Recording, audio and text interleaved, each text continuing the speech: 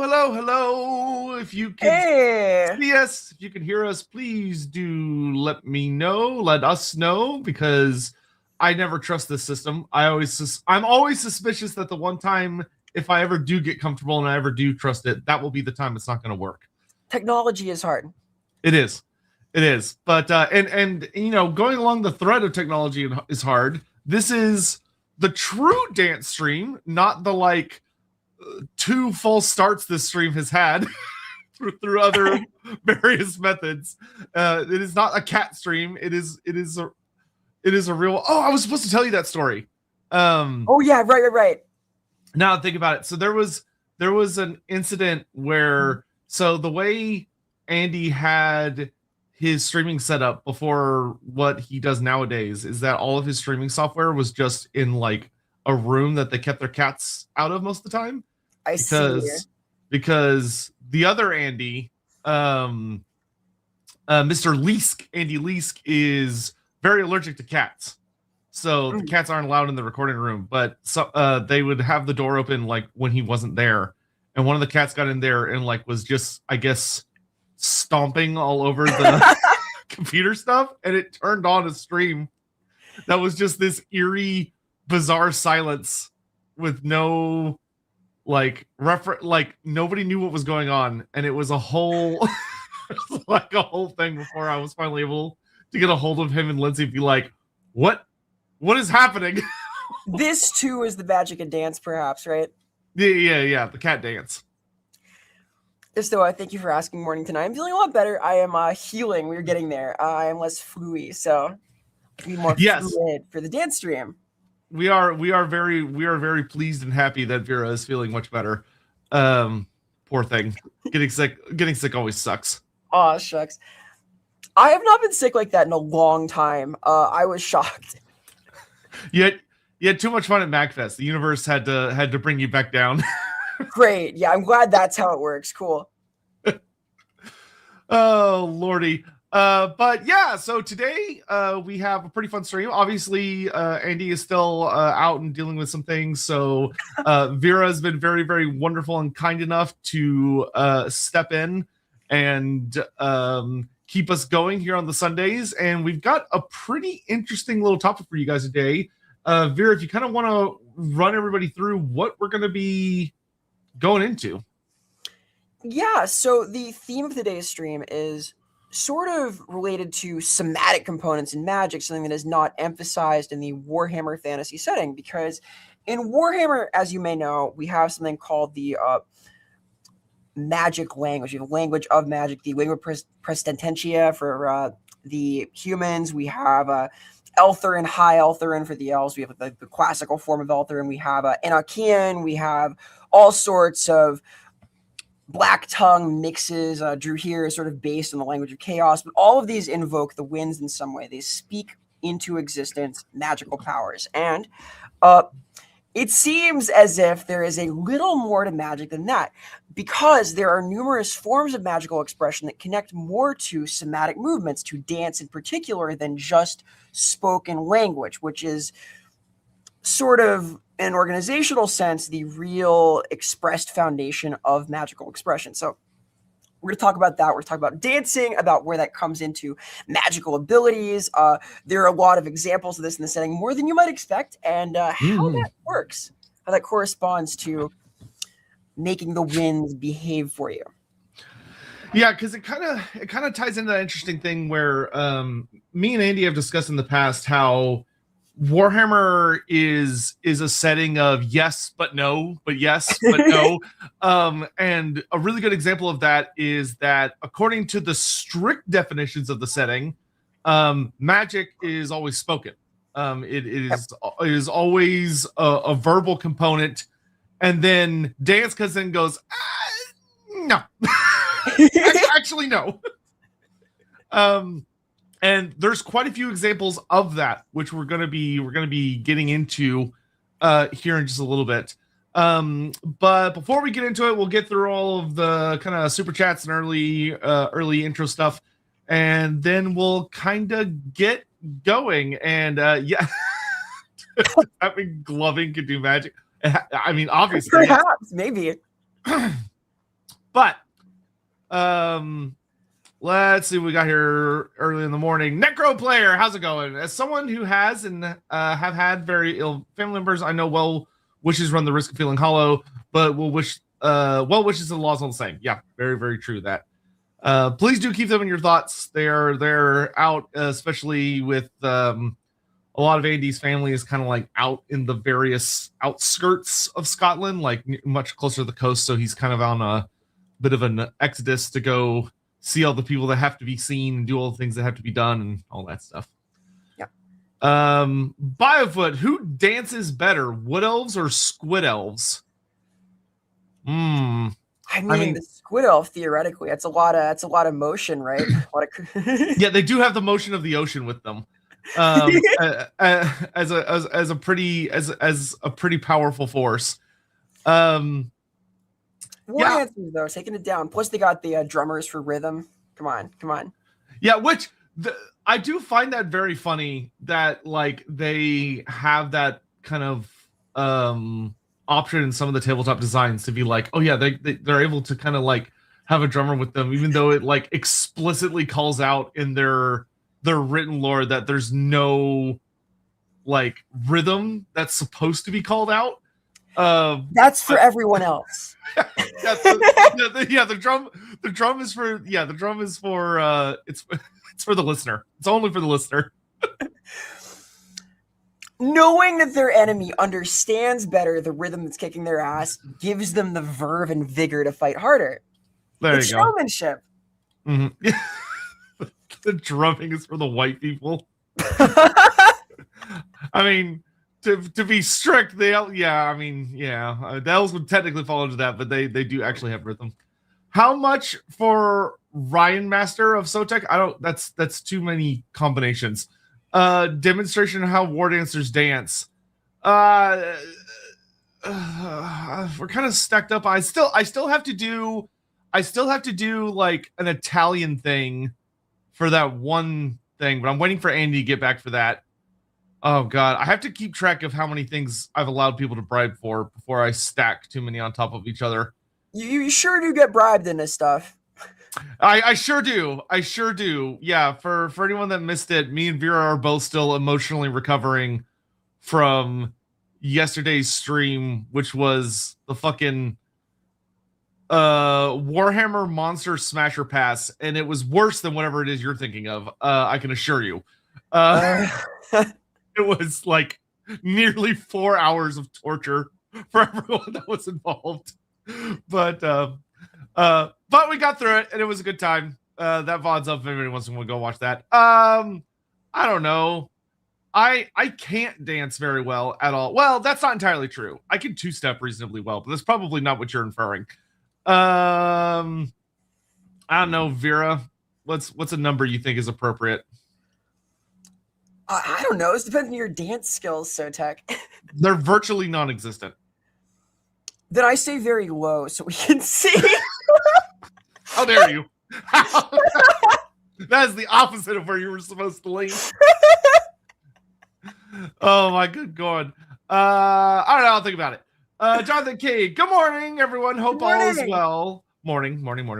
Parmesia, Loic be pleased with what we're doing right now. Loic will very be pleased. I think we've got quite a few things. He is going to be a rather central figure in today's topic, as you'll come to see. Greetings from work, Corpo Master and ADHD Demon. We're not a corporate VTuber agency. We're really not. I guess by the strictest. Never mind. Parmesia, we saw in game what new tasty lore bits the mask has got alongside Slash versus Loic. Why does Slash disgust and hate Loic so much? Yeah, if I might field this. Yeah, go ahead. Slanesh, as a creature of excess and perversion in excess of any sort of pleasure, represents the ultimate downfall of everything that Loic holds dear. The arts, revelry, right? Laughter and joy. All of these things are, in Slanesh, turned into obsessive, damaging, and antisocial behaviors, whereas Loic, as the god of revelry of the elves, as the god of laughter, the lord of the dance, is who oversees a lot of things that keep them together, that bring them together, that unify them. In fact, Loek's practices are sort of one of the things that can bring together any variety of elf.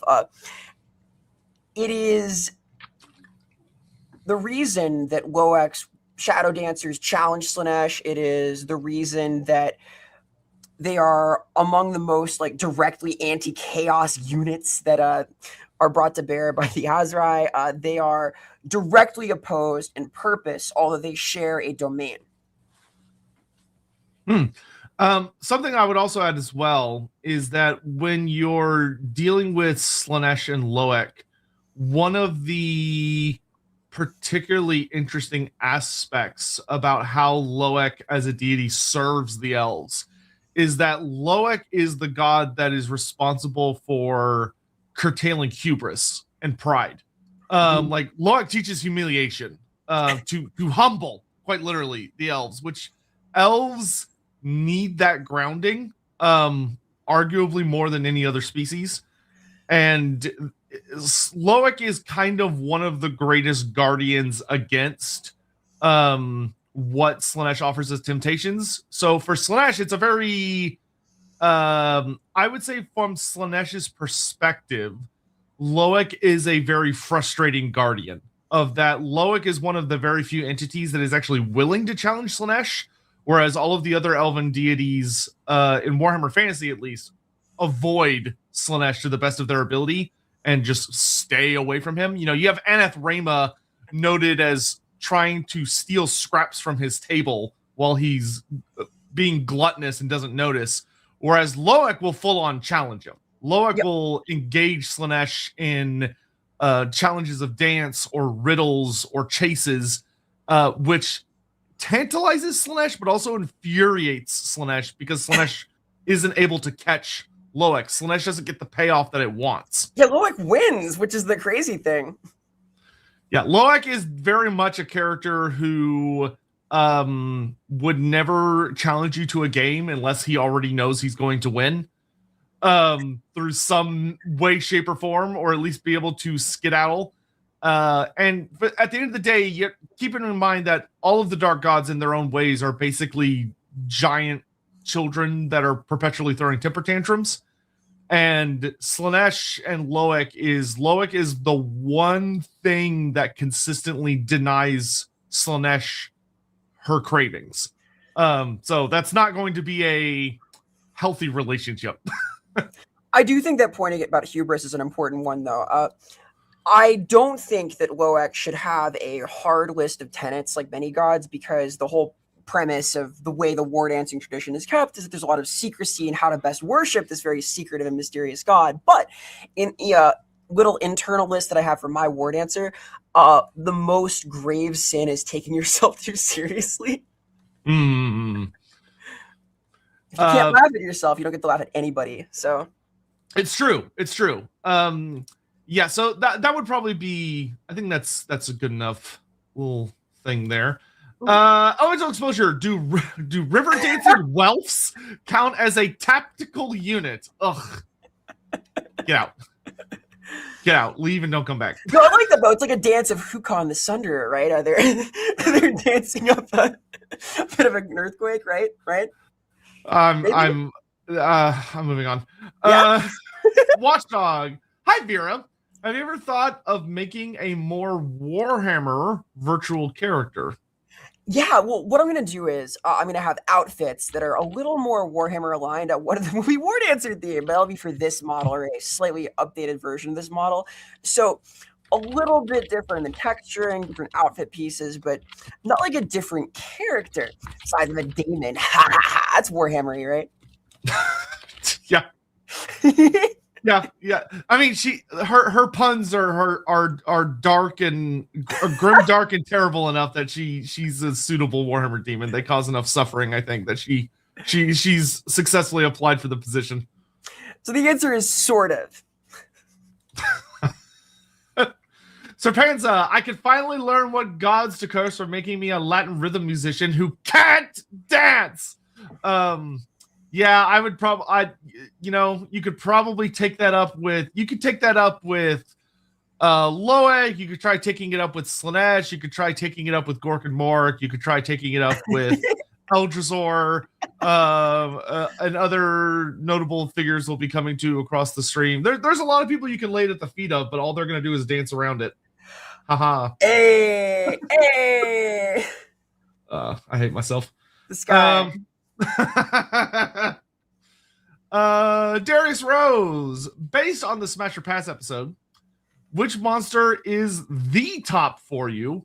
Me, the Shaggoth, basically Roman Reigns, or Jason Momoa with a dragon's body? You always take it back to wrestling, Darius. I respect that. You always take it back to wrestling, and which is so unfortunate for me eternally, because I don't know anything about wrestling, and I'm never going to know anything about wrestling. So I will just be in perpetual confusion for as long as this lasts. The top monster, I mean, for me personally, I don't know. There's some really, really cute, I showed y'all that art from, I can't remember the name of the artist. I've commissioned him before, but his Blood Wreck Medusa art is like so adorable. And I'm like, okay, well, I guess that's just the image that lives in my head now. It's not accurate at all to what the experience would be, but I can just not worry about that until it's too late. Vulnerable to propaganda. He's pulling it up right now. Yep. Now it's typing something else. Pormesia, we see incarnation of elven deities amongst the elven community, such as Ariel, Alariel, Malekith, Tyrion, or Date. Who is Loek's incarnation? So Loek has anointed units. That's like sort of the term for the Shadow Dancers in particular, who are similar to his priesthood, who channel the essence of his divinity in their dances. Arguably, the Wardancers are also sort of a sacred unit. Their dances, as we're going to talk about in a little bit, are sort of an arcane focus for divinity. They are magical in nature in some ways. In terms of a specific incarnation, I don't believe one has been laid out explicitly. I think there's a strong argument that that is a momentary incarnation, some kind of possession in the midst of dance, because boy, howdy, is it really hard to win against Slanesh. And the Shadow Dancers are who does that. And I would bet that at the zenith of whatever plot they've cooked or whatever dance they're dancing to try and win a soul, that is when Loek moves through them, because boy, is that a lot, and it is meant to tire out Loek personally when the Shadow Dancers move against Slanesh directly. So what would make sense to me is if literally there is divinity in the moment of the dance, but there is no explicit incarnation, I don't believe. Yeah, so the avatars, which is something that the End Times in particular dive super duper hard into, they didn't end up choosing an avatar for every single god. So Loek is one of the gods who didn't end up having, unfortunately, Loek did not get any attention in the End Times, which is a shame, because he should have played a really important role in the whole Ranadandra thing, but we also didn't get to see Ranadandra, so he may have snuck his way into Age of Sigmar, though. There's a little bit of a narrative link there. So, but so that being said, based on all of the characters we know, I wouldn't say there's any of them that super tie in well narratively alongside him. Most of the elven characters are pretty well spoken for. The closest, the problem you kind of deal with is that all of the elven characters that get explored tend to be very, very serious kind of paragonal type figures that represent very like war nasty concepts. And that being said, there are some Wardancer characters that are noted throughout the mythos, and like if you're looking at like the timeline sections. So more than likely, if someone had been carefully thinking of it, I would be going through like the Wood Elf 8th edition timeline and looking for the Wardancer characters that are likely to still be alive in the modern era, and one of them would probably end up being your avatar. But I do think Vera actually has like a really interesting good point that one of the things that makes Loek very unique compared to the other elven deities is that he is a god that is constantly expressed to always be on the move, and is never really tied down one place, and he's very much into illusions and trickery.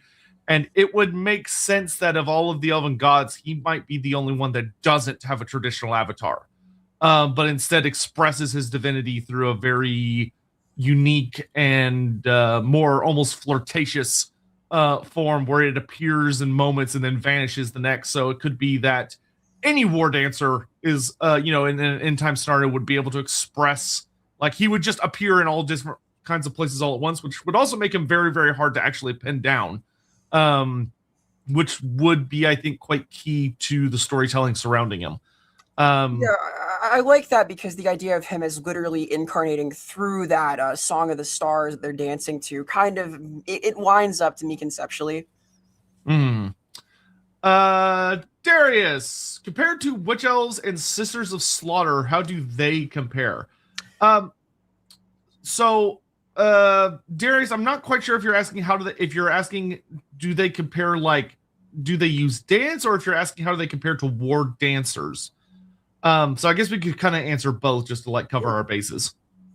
Vera, I don't know if you want to tackle any of that first. If just dance, better. Definitely better. It is their speciality, as a matter of fact. I think that Witch Elves and Sisters of Slaughter could both probably dance pretty well if they wanted to, but there's a certain natural affinity there. So if we're talking like dance contest, like imagine there's some kind of great elven dance-off, right?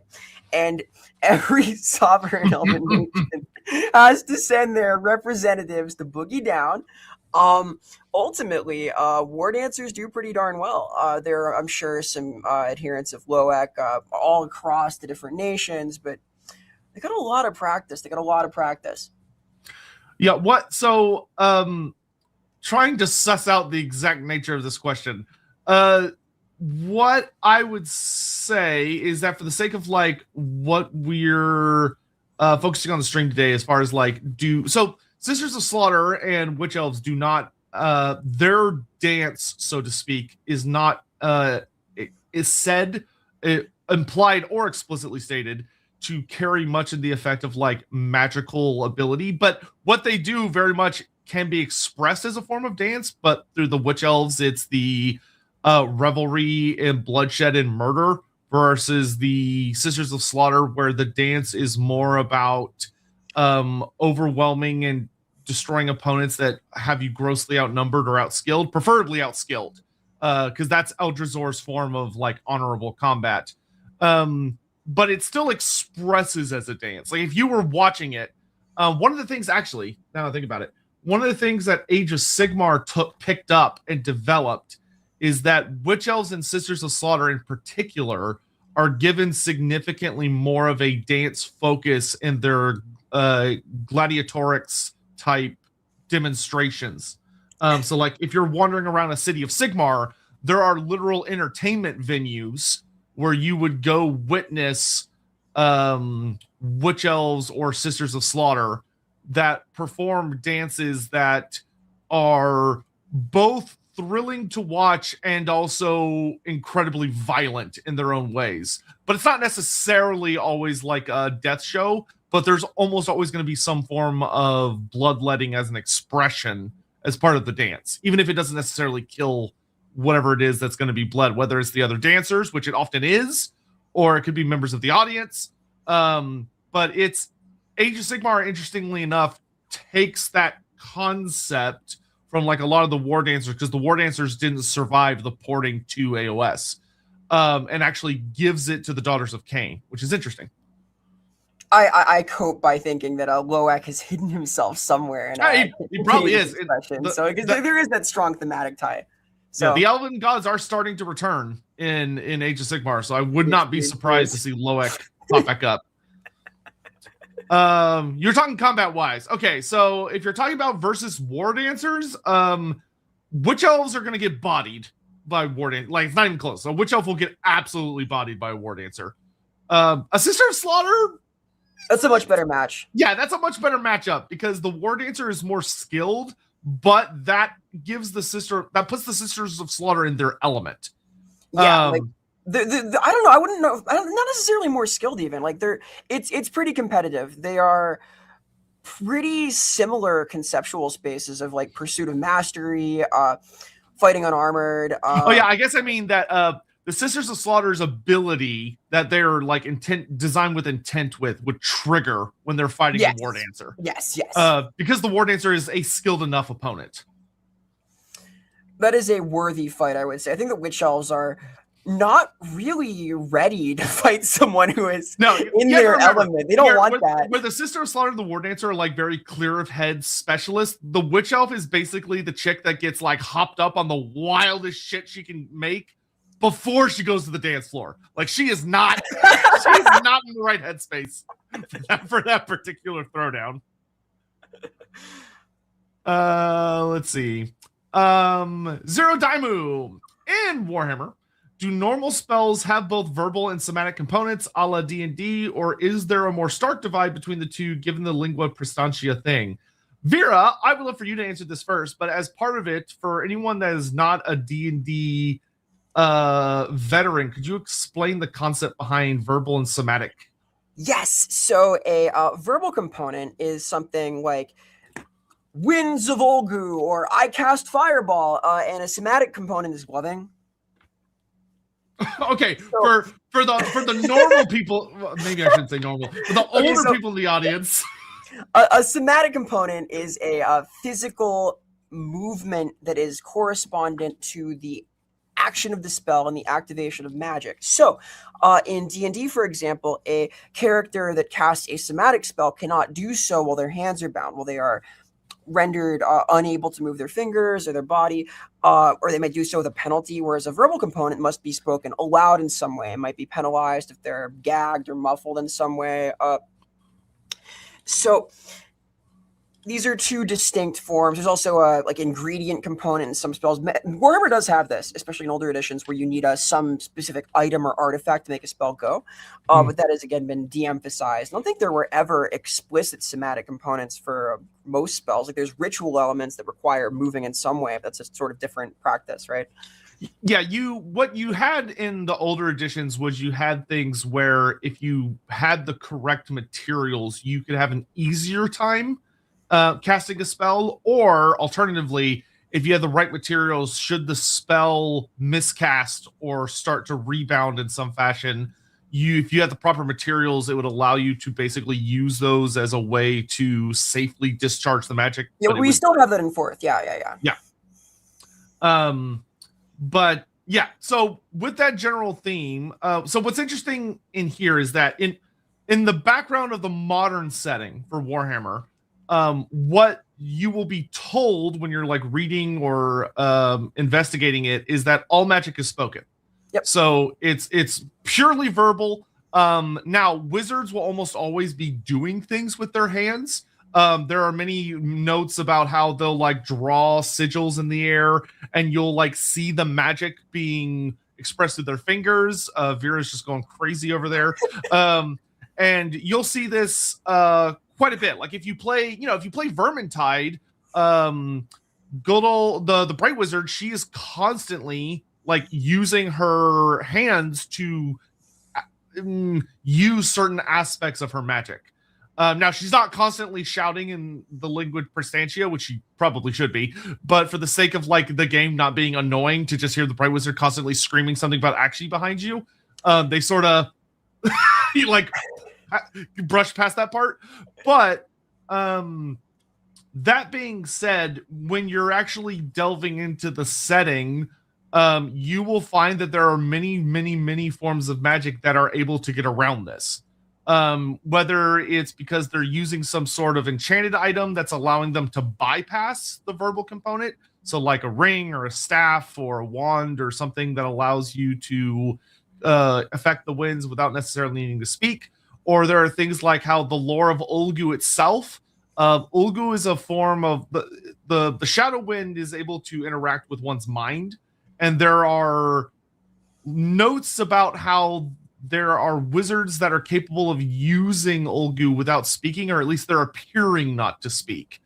Yes, Olgu can be whispered. There is a volume idea that has come up to do with the expression of magic, where higher CN in the tabletop game, the RPG, requires being louder for the most part. So there's concepts like that where you scream really loud so the winds can hear you all the way over there. But Olgu is less subject to this because it is mysterious and elusive and can be whispered.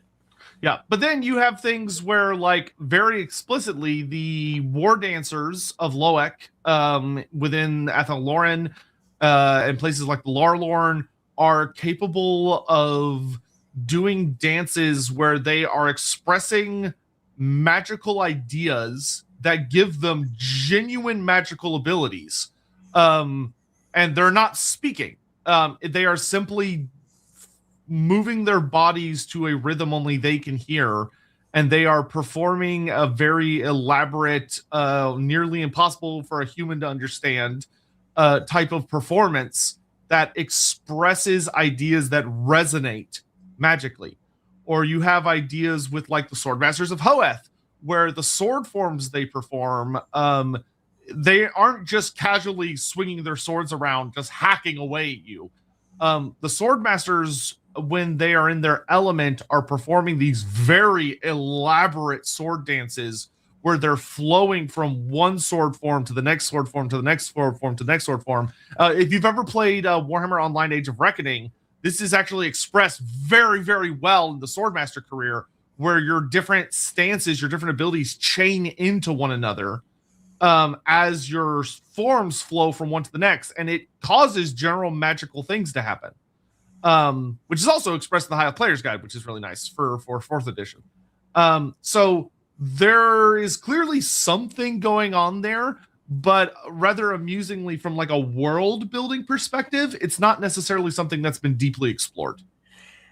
I think that it's hard to talk about like this design space without considering two things, which is the element of magic as we understand magic in the broader setting present in the expression of divinity among elves and like how they channel the gods, and furthermore the nature of dance as communication and how communication works in general to tell the winds what to do.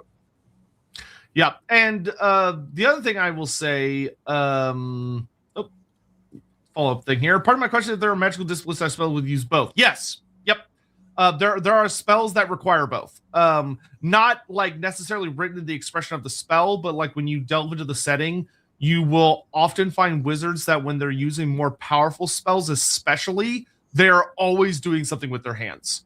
Or they have to move their feet in a certain pattern, or they have to like draw a sigil in the air, or they have to draw a sigil using their staff or their feet on the ground, or like the Slaawn Mage priests are of the Lizardmen notorious for they have these really long multi-jointed fingers that are kind of like creepy, and the Slaawn will move their fingers in really particular ways to basically articulate a geometric sigil pattern that they use to unleash horrifically powerful spells. So there is something to that, but it's not something you're going to find that's very definitively laid out, if that makes sense. It does make sense, though, because if it were just as effective to T-pose while casting battle magic, they would probably do that, right? That is when, yeah, that's how the Shadow Wizards use their most imposing illusions, is they just T-pose, yeah. That's actually how Kurt Helborg's laurels work, that make him cause terror to the people he's fighting, as he just dominates with the T-pose. Many such cases. Let's build a Loic incarnation that could be really cool. That could be a very fun stream idea. That would be. I quite like Loic. Yeah, that could be a very fun bonus stream. WBKM, hi. Who aside from Shadow Dancers and Wurzag dances? So Wurzag, to be very clear, Wurzag is not the only dancer. Almost all greenskin shamans dance. He's the best. The vast majority of them dance. But yes, he does have the best rhythm. That being said, many Savage Orcs also dance. Savage Orcs have much more of a deeper connection to the energy of the Wa than many more of their more, shall we say, earthly cousins, where they focus very deeply on their relationship and expressing like connecting to that sort of psychic divine essence over focusing on like more material matters, to the point, where they're covering themselves in ritual tattoos and paint that they so desperately believe will protect them, and it does, because greenskins be weird. But also Swordmasters use a form of dance, Sisters of Slaughter and Witch Elves use a form of dance. Trying to think off the top of my head. Demonettes, of course, a lot of demons. Yes, Demonettes. Literally anything Slaanesh. The mask obviously is dance is her entire fucking thing. So you've got the mask. But like, yeah, Vera said, like literally anything Slaanesh. Like Keepers of Secrets use dance. Even the bestial creatures like the Fiends of Slaanesh use dance. If you like look at the way they move and perform. So it's a core component of many, many, many different forms of creatures that you'll find throughout the world. And there are some more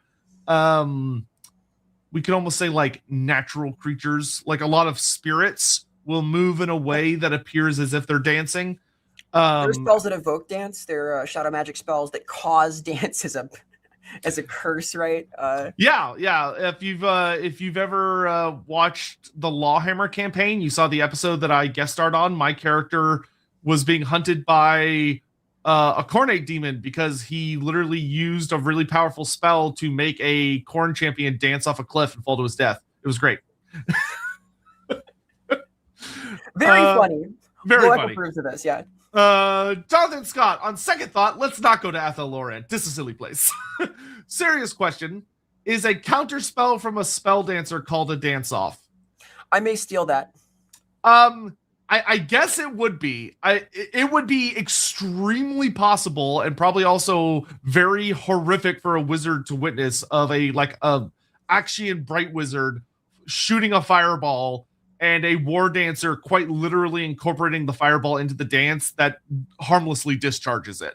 I quite like that, actually. I think that if anywhere deserves really goofy puns, it is the domain of Loek. Like, they love that. Yeah. So yeah, that is definitely a thing. And it would probably be what's really interesting is that with the nature of how the winds flow, magic almost, it works like a form of energy, right? So it kind of works like electricity in some ways, where magic will almost always follow the path of least resistance, which can cause severe unintended effects when someone like miscasts or they're channeling too much magic and they lose control of it, that it will immediately snap to flowing down the easiest path, which often can cause horrific side effects. But if you were someone that was utilizing a, shall we say, an etherically attuned form of combat style, which would be a dance, that could be quite literally effectively used to redirect a spell so that it harmlessly discharges into the earth, for instance. Because one of the most reliable ways to prevent a miscast is to have like an earthing rod or something that causes magic to flow down into the earth, where it dissipates basically naturally and flows into the world's own natural, what we would think of as the geomantic web. Jonathan King, episode idea: seeing which special characters would become avatars for the remaining gods. That is something that would be an interesting debate, of like who would get what, because there would be a limited number of slots and there are a good number of special characters. But yeah, it could be done. It could be done. That could make for kind of a fun. I feel like that would probably fall under doing a Ronadandra stream of like really expressing what Ronadandra should have been also in the end times. So we could look into this at some point. Ricardo, could Malekith be the avatar of Erith Kial until after Fenival Plain / the end times? Because Assyrian denied him and he thought to usurp the throne after and offered the elves another darker path.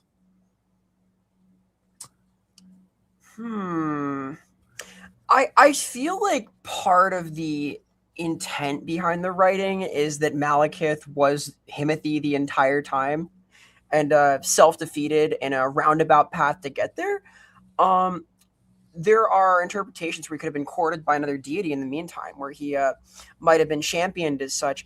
I think it's an interesting precedent for someone to be an avatar of multiple different gods at different times in their journey. I think of the elven deities as kind of jealous, maybe Ashurian least of all, perhaps. Like he's the wisest among them, supposedly.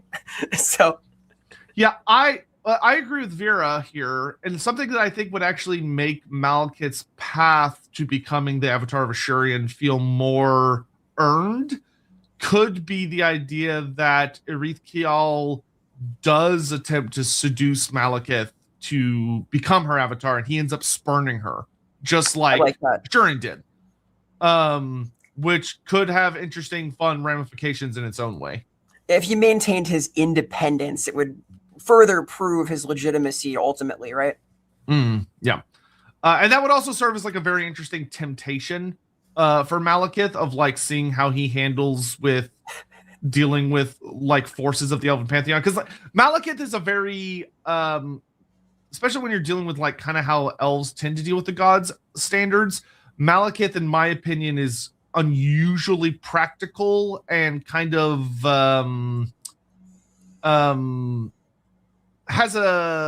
he doesn't put a whole lot of stock into the elven gods, where to the point that he actively lies about Cain, who is very powerful, very nasty, and prone to insult easily. Malekith blatantly just manipulates the cult of Cain to the best of his ability, very successfully. And like full on is like, yep, I'm Cain manifest, and anyone who says otherwise is gonna get executed. And it leads to a pretty interesting showdown a number of times between him and like Helebron, of that Malekith, for political reasons, often will claim to have the mantle of Cain when the Cainites tend to be fairly aware that he's full of shit. But it's not politically savvy to call him out on it because he'll just have them killed. So, you know, there's something there. That kind of carries Cain's blessing in its own, right? That he will have them killed. Like, true. Okay, that sort of legitimate. Very good at murdering. Zero Daimu, does fantasy have an equivalent to 40k's solitaires? I.e. an elf who ritually plays Slaanesh in the dance / plays and thus are powerful but also damned? So there is no direct explicit analog to this. I think it's quite possible that shadow dancers would take this role, though, because it makes sense that someone has to dance Slaanesh, and it makes sense that it is dangerous to do so. But the thing about the shadow dancers and the way that the Wardancers are expressed is that they successfully spite Slaanesh. I don't think they'd necessarily be damned. I think that it might be part of their broader challenge, their campaign against the god, but Loek's position is not that bad comparatively. Yeah, it's dire, but even though it's expensive to steal souls, Loek is doing it. Yeah, you have to keep in mind that the elven gods of fantasy are in a much superior position to their 40k analogs. Of that, the 40k elven pantheon or the Eldari pantheon is basically dead. The only exceptions being like Isha, who's captured by Nurgle, and Cain, who's been shattered into a bunch of pieces, and then you just have the insane loner of Shigarath running around being a weird big clown man. In fantasy, the elven gods are in a far healthier position. So I would say that you could make the argument, I would actually very much agree with Vera, that the elements that represent Slaanesh in the dances, so like when they're telling dances that speak of Slaanesh, the person that would play them would probably be the shadow dancers, which for those that don't know, a shadow dancer is like the absolute high, they're like the high priests of Loek. They're pinnacles of the Wardancer troops. And it's noted that they are deeply, deeply respected and feared by all other elves. Most elves are terrified of shadow dancers. And the idea that part of that terror could come from the fact that in many ways they represent or they will wear the mask of playing the elves' greatest fear, the elves' ultimate antagonist, the fate that they are terrified of more than anything, would line up to that concept. At my table, I play a Wardancer, and part of what has qualified her prior to becoming an adventurer and going outside the Loren to possibly be on track to study as a Shadow Dancer is that she's channeling the Kitharai, that she plays villains. And that's, I think, an important skill, is to do that and not be ruined by it, because you have to stand up against worse than that as a Shadow Dancer. It is your obligation is to take on real burdens and smile through it. So... Yeah, but that being said, there have been moments in Elven history. I can't remember her name off the top of my head, but there's a particularly famous incident where there was a dancer who was she was seduced into opening a casket inside of Athel Loren that she found in the Dreaming Wood that unleashes a whole bunch of nasty Slaaneshi shit. Because she basically was not as skilled as she wished to be, and Slaanesh offered her the easy route, and she took it. Yeah.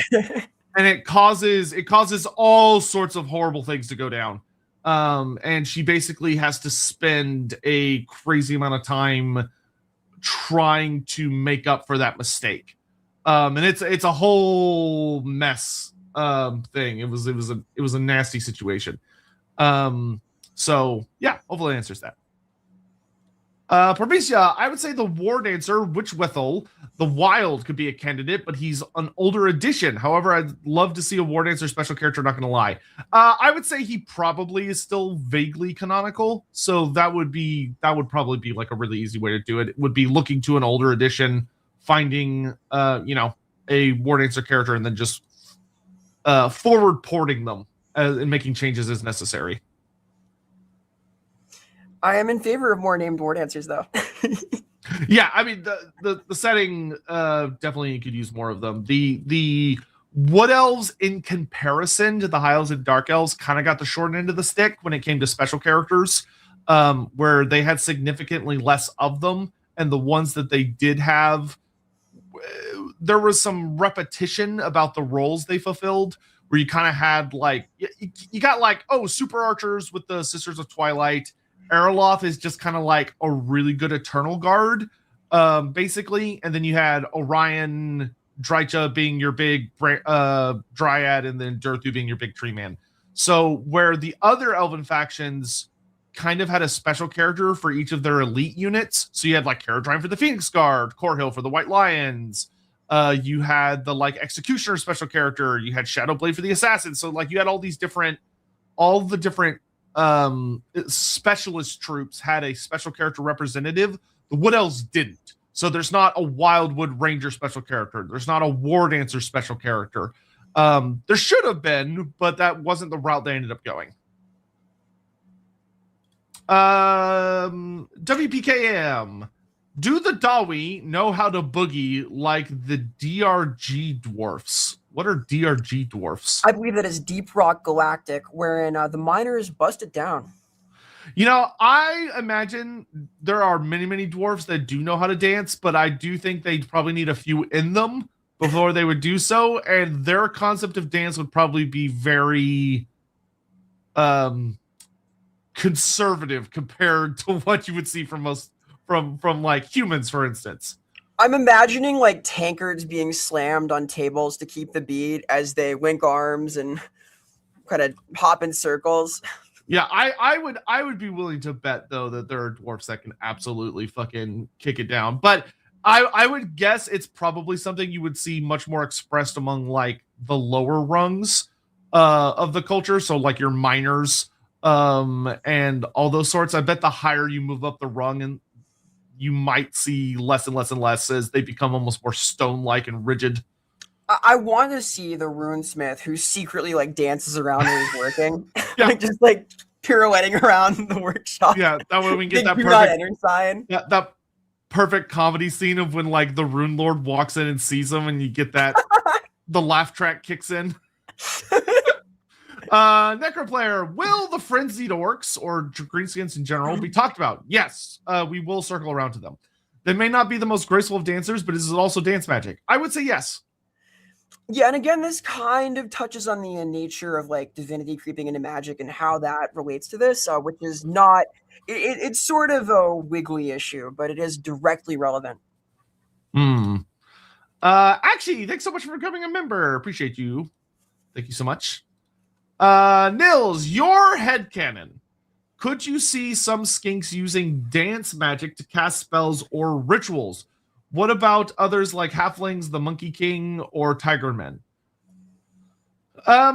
So what I will say is, you have to keep in mind before I go into this that the Warhammer world tries to draw as much inspiration as it can from the various cultures, ideas, and mythoses of our world. And if you look across human history, dance is a fundamental component to many cultures, forms of like religious expression or storytelling. It's not as big in some parts of the world. So like if you look like where I live in the United States, it's pretty rare if you have like a white Christian upbringing to see dance as a form of religious expression. But if you go to other parts of the world, you can see some absolutely breathtaking. I mean, actually, you don't even have to go to a different part of the world. There are looking at like Native American cultures. There are many forms of their own storytelling or religious expressions that require incredible amounts of movement, like incredible amounts of what is just like breathtaking levels of exertion. So with that in mind, when I look at the cultures that are serving as the inspiration for a lot of what the Lizardmen do, I would very much expect, especially when you consider the nature of skinks kind of have that like super hardcore ADHD kid energy where they're not really able to hold still. Like that's not one of yeah. That's not something they're particularly gifted at. So I would expect that skink priests, even if the original thing that they're supposed to be invoking doesn't require a form of dance or wasn't intended to have it, they would add it. There's notes about how the skinks, and we've talked about this if you go back and watch the Tehinuan stream, skinks will add so many levels of performance and ritual and like layers and layers of meaningful performance on top of some magical ritual that's literally just like a maintenance check on a part of one of the old one's engines. But for the skinks, they believe that there's all of these very elaborate steps that need to be included because it adds significance. And to the skinks, that's something they deeply value. So would the skinks use dance magic? Or would they use dance in performing rituals and certain kinds of spells? I think they absolutely would. Would it be necessary? Probably not. But it's something I would still see them doing. Now, when it comes to expressions of Sotek, I think Sotek might actually be a very different ball game. Where for Sotek, the concepts of movement and invoking like the movements of the serpent may genuinely be things. I mean, you think about how performative Tehinuan was. Tehinuan is noted as like this very charismatic, fiery preacher type that is constantly moving and really embellishes and leans into the ritualistic components of these forms of like worship. So I would suspect if you were dealing with like a more Sotek leaning individual who's using like the lore of beast or the lore of light, as me and Andy have talked about, which literally has Hish, Hish being like the serpent of light, which is the whole snake symbol that's so deeply associated with it, and why it's called Hish, because it's like hiss, because it's a snake. that those particular skink priests would probably use forms of dance, and it would very, very well be necessary. Halflings, no, I don't think. I think halflings would have dance as a very key part of their culture, but halflings don't use magic. At least we've never seen them use magic. They're not intended to be a magical species. The Monkey King and the Tiger Ben, I don't know. Vera, any thoughts? Just that, like, so this kind of anticipates discussing the nature of the language of magic and like what it means to express to magic what you want it to do. But my view is that logically, the more simple the instruction to the wind, the easier it is to manifest the effect you want. And when you have a large group of people all doing the same thing, they are more easily identifiable as the same. They are more simple to connect etherically. And I think that that shows up both in an area of effect, dancing curses, and possibly as a part of ritual magic. Like, I would say that if you have everyone to be affected by a ritual moving in the same way exactly, that would be a simplifying effect, right? Because there's ritual construction in the tabletop game. We have this. I think that dance is an effective means of that, because suddenly this entire group of people are moving as one, et cetera, and that could be quite useful. Yeah, I think that's an excellent point. All right, next up. Man, y'all are busy today with the questions. We very much appreciate the support. Thank you. Martial art forms plus magic equals avatar element bending. So this is canonically already a thing. This was established most notably within Grand Cathay. You can actually quite honestly see it in Total War Warhammer if you actually carefully watch the combat animations, where for instance, the alchemists and the astromancers of Grand Cathay mix martial arts styles of fighting, where it's very deliberate how they move their bodies to help channel their magic into a form of combat magic or battle magic. Most notably the alchemists, if you see the way of how they wield shaman, and they're able to make the metal literally flow around them to the point where it almost looks like, I remember the very first time I saw the alchemists fighting for Cathay, I thought they were using like ink because of how like fluid it was showing the metal of shaman to be, as like these black metal things are like impaling people. That is a concept that's been expressed through Grand Cathay and is super fucking cool. So as far as I'm concerned, that's what it is. Super rad. Looking forward to seeing martial heroes from Cathay. Yeah. Oh my gosh. One day. I'm a big fan of like Hong Kong cinema, so it's cool. Yeah, I desperately hope those are things that are going to be coming to us and soon. More of, at least. Elementary exposure. Was the Macarena a SNES or Zinchian ploy? Well, it makes you look like a fool, so it's I would say it's Loic. It makes me angry, so I'd say Cornate. The Macarena makes you angry? Yes. Why? There's just something about it. I don't know. It's so basic and silly. I don't know. I just think it makes people look goofy. WPKM Fireball Apprentice. Throw it back. Twerk. Yeah, just twerk the fireball back at them. I like that. If you've got enough motion at the hips, you could the fireball just it just reflects back. I think there's a very funny skit that a friend of mine fucking loves, who wants to make a D&D based on it, which is it's a D&D paladin that has he has the oath of throwing it back. Oh my god.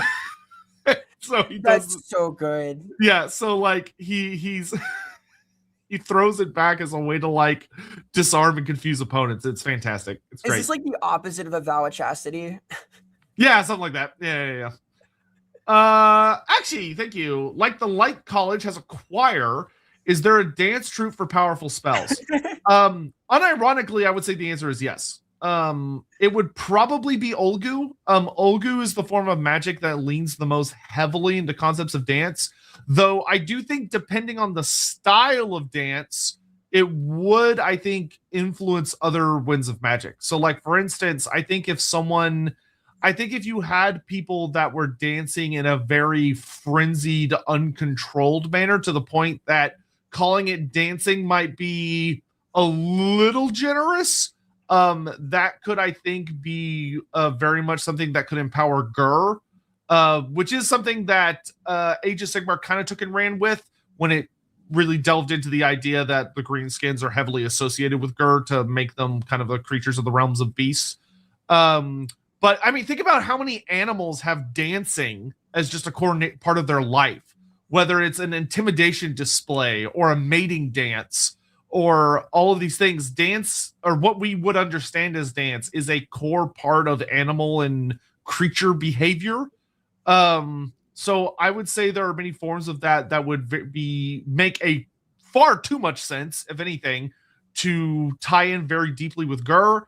I think you could make arguments with Akshi as well. Yep. Of that, the passion and the fiery energy that can be expressed through dance. You kind of see this in like Avatar: The Last Airbender. They do the whole thing with dance in like the last book of the show. Or you have and like you think about the movement of the body, especially between at least two individuals, is, dance, whenever we see it or think of it, it can be one of the most passionate forms of expression.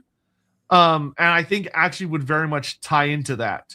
But there could also be more fiery, destructive ways to express it as well. So I think there are different forms of dance that could work well with the various winds of magic. I don't think every wind of magic, like I think the lore of death would actually probably be fairly, I think that would be a form of magic that does not express well through movement of that sort. But that could be debated. Any thoughts there, Vera? No, I think that that conceptually kind of covers it. Maybe Shimon also wouldn't do quite so well. Shimon, yeah. Yeah, one thing that's interesting to me, I see a lot of people bring up the Dance Macabre. The Dance Macabre is interesting because it's worth noting that the Dance of Death is not, I mean, it is a movement, it is a spell of movement. So you're correct, though it's also it's a bit of a twist. Like, it is a corrupted form of death magic. It's not death magic in like a natural state. It's very explicitly it's the magic of Nagash.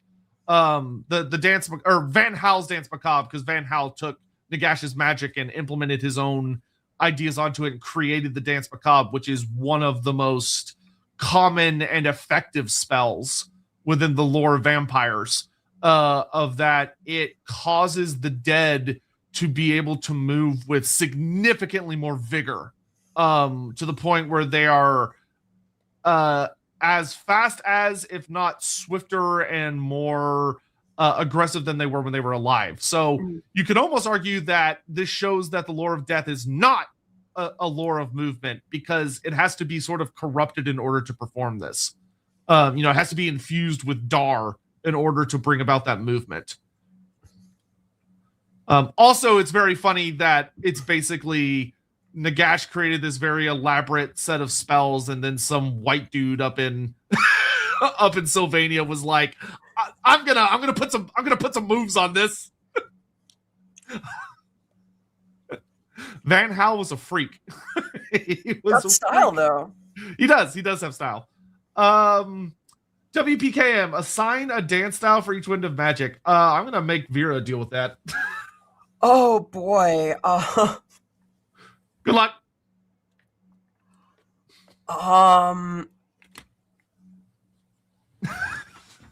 Azir, maybe ballet. For actually the tango.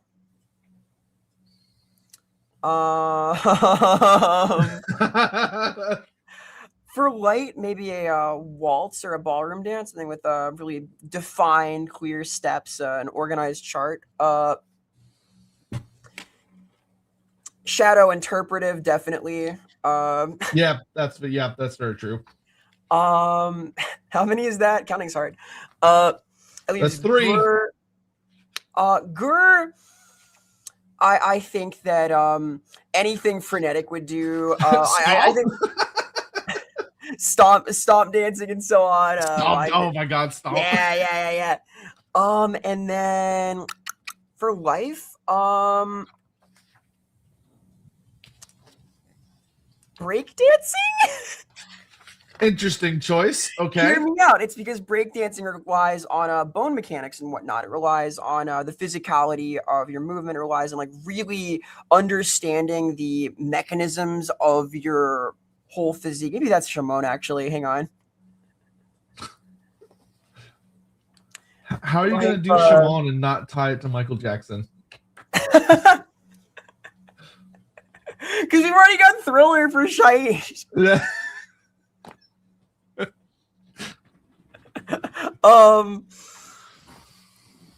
Yeah, is that all of them? I'm sweating a little. This is hard. Life is the horizontal samba. There you go. Crazy work. Crazy style, Dio. That's all you're gonna get. Giri Karanison, dance off. Cathay is already off the table, but maybe a Nipponese dance / theatrical magic, part Kabuki, part Jackie Chan, or Karate Kid dance school. I would I really hope that when and if we get Nippon, there are so many different cultural aspects they can lean into, and I really hope they go wild with it. I would love to see some form of Kabuki theater, like reinterpreted as a form of very dangerous magic, because that would work. That could work so well, well. I think there's if they lean into like the idea of Sakoku and the closure of Nippon as part of the lore for why it's been a little bit de-emphasized narratively. I think it could be fun to have like Nihon Buyo, which combines Kabuki style maneuvers with certain elements of Western dance as a sort of new art, which is still seen as like a very classical styled form of expression. But I look up Nihon Buyo if you want to see some of this. It's very cool. It uses Kabuki Buyo movements and a little bit of the Western performing traditions. There's cool stuff in this range. There's really neat things you can do. Mm-hmm. Brock 6000, could it be that the verbalization of magic is still core, but the dancing / movement layers a third dimension aspect of the sound, like drawing the sound? So, the key element in Warhammer when it comes to casting magic is getting the winds of magic to understand what it is you want them to do. And the core essence of language is a tongue known as Anarchian. It is the ancient sort of predecessor language that then was filtered down into Eltherin and so on, and probably has linguistic ties to everything all the way down to Reichspiel.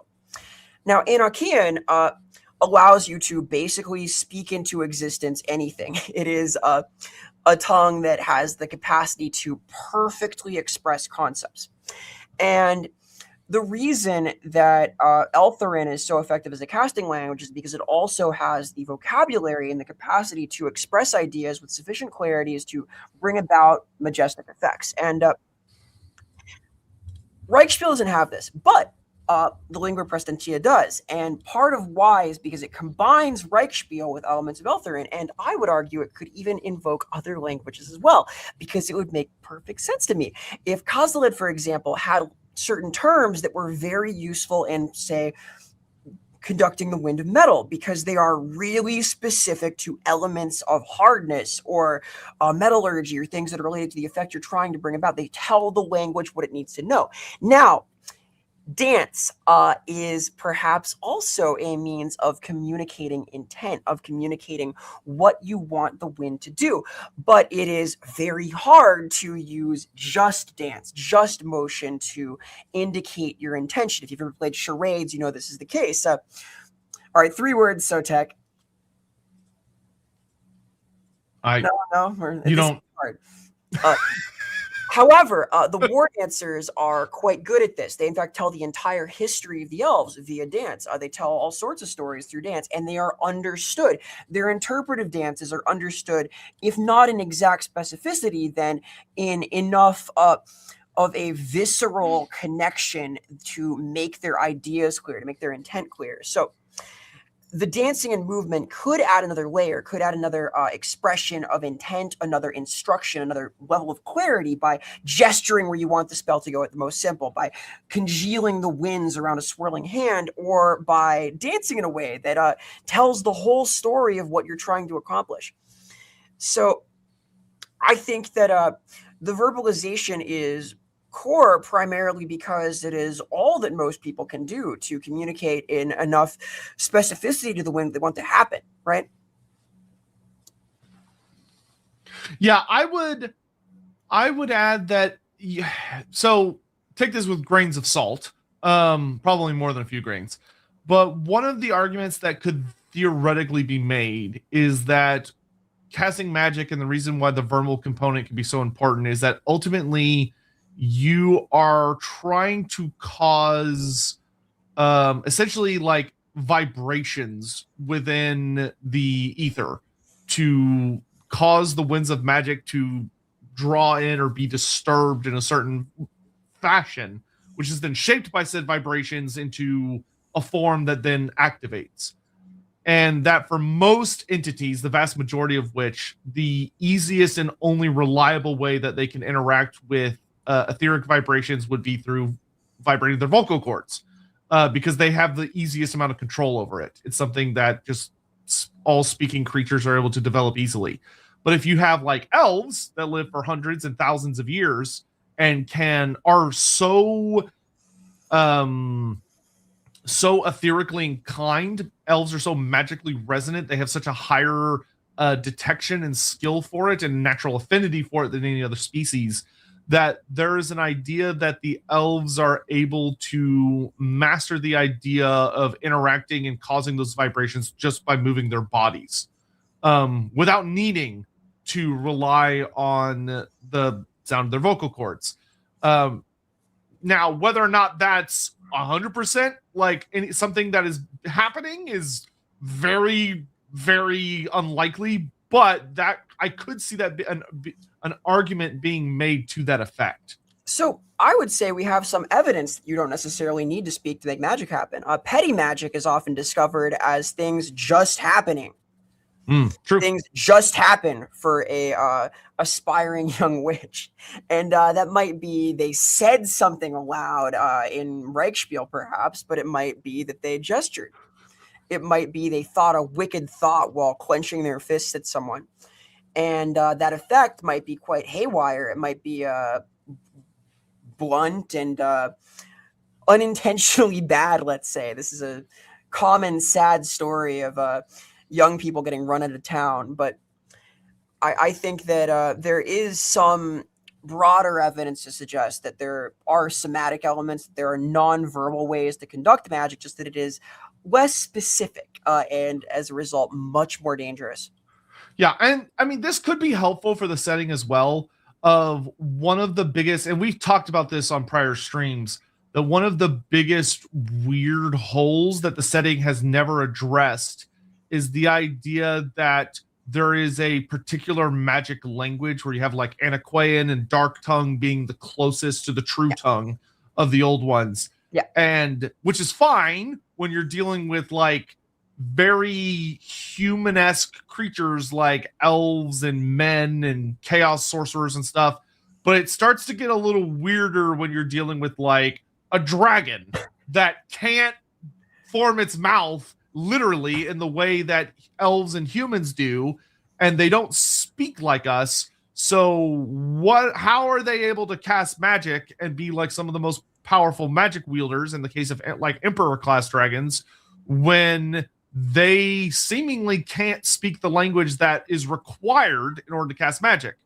And this could be one of the methods that explains how that exactly works, is that the whole idea of, the magic has to be spoken is only really true if you're not necessarily a novice, but if you don't understand like the deepest truths behind the fundamentals of how magic expresses. Yeah, there's furthermore some idea that perhaps language can teach its own language, that magic can teach its own language, like perhaps through the presence of Zinch, perhaps just through the whisper of the wind itself, you're attuned to it. Because it is very possible for a witch who is self-taught to become quite strong and quite intent with their abilities. I would say that is a similar phenomenon where someone who has no formal instruction and has no way of really knowing what the language is meant to be can do a lot of creative things with it. Yeah, especially when you're dealing with like, shamans of like races that once again don't know or speak any language that's like that, where you have like your various greenskin shamans or your beastmen shamans who once again their mouths, beastmen in particular, their mouths can't make those words. Like they literally can't. Like they don't even speak dark tongue. They speak a debased form of dark tongue called beast tongue because their mouths can't pronounce the correct syllables. So yeah, it's interesting. Ricardo, Erethekiel, second of the Pantheon, should get a stream. I agree. Sometime, hopefully in the future. Nethu first. Well, Nethu first, then we got to do Anathrema. Then maybe we could get around to her. Dominic Lynch. Hi, missed the last video, but didn't the dwarves use a shard dragon in the war against the elves? That might be a note in the shard dragons lore. I'd have to go back and reread the entire passage. I don't typically they were mentioned as being used primarily against greenskins and Skaven because they would get the runic collars on them and then they would like drive them into the other settlements of other underground races because they could cause tons of damage. Being a primarily underground dwelling creature, but they might have used one in the war against the elves. That wouldn't be impossible. Giri Garanison, magic is programming reality. Mag.lang is a programming language. Dance is another lang, but what level? Is it translated to mag.lang or is it an equal? So I will say all of the forms of magic that are expressed through dance, which we're about, since we're finally, good God, thank you all for the support, but finally getting caught up with super chats here. We're going to be delving into in just a moment of that. All of the magic you'll see expressed through dance or used through dance is significantly weaker than spoken magic. Like it's much more subtle.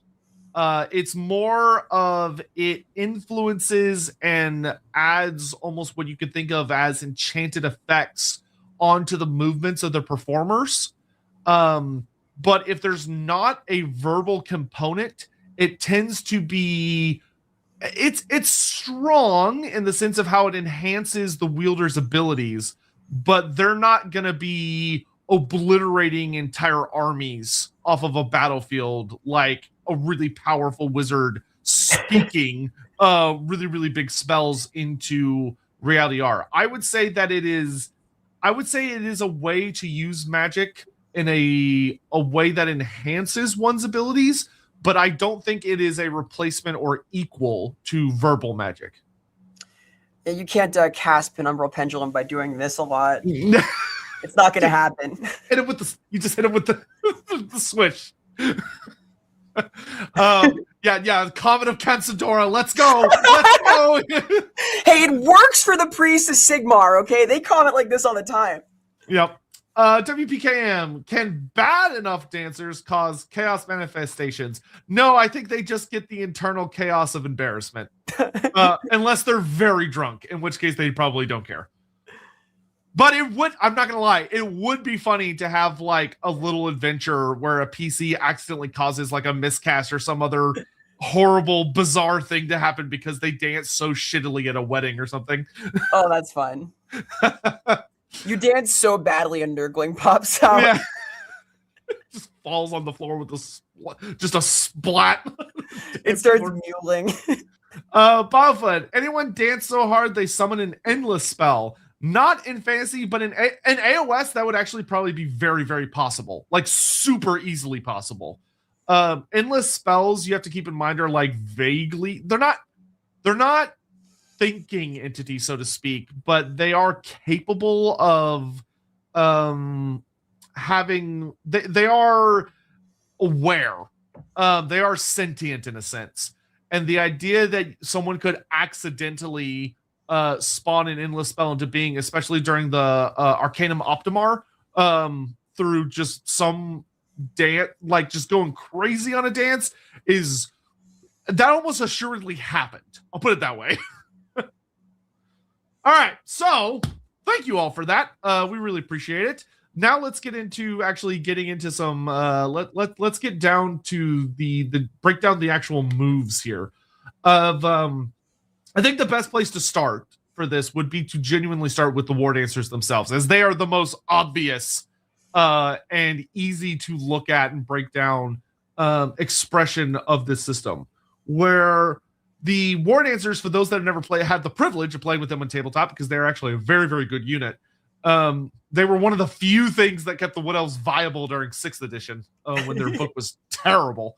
But the Wardancers have a series of 4 dances that are very, very famous to them, that have been around for quite some time. And these are all expressions of dance that one of the things that's noted for them that I've always found particularly interesting is that each of their dances is conveying a certain story. So like if you go back and see the stream me and Andy did where we were talking about the new lore from the for the mask that came in the DLC, all of the masks dances and performances are communicating a tale.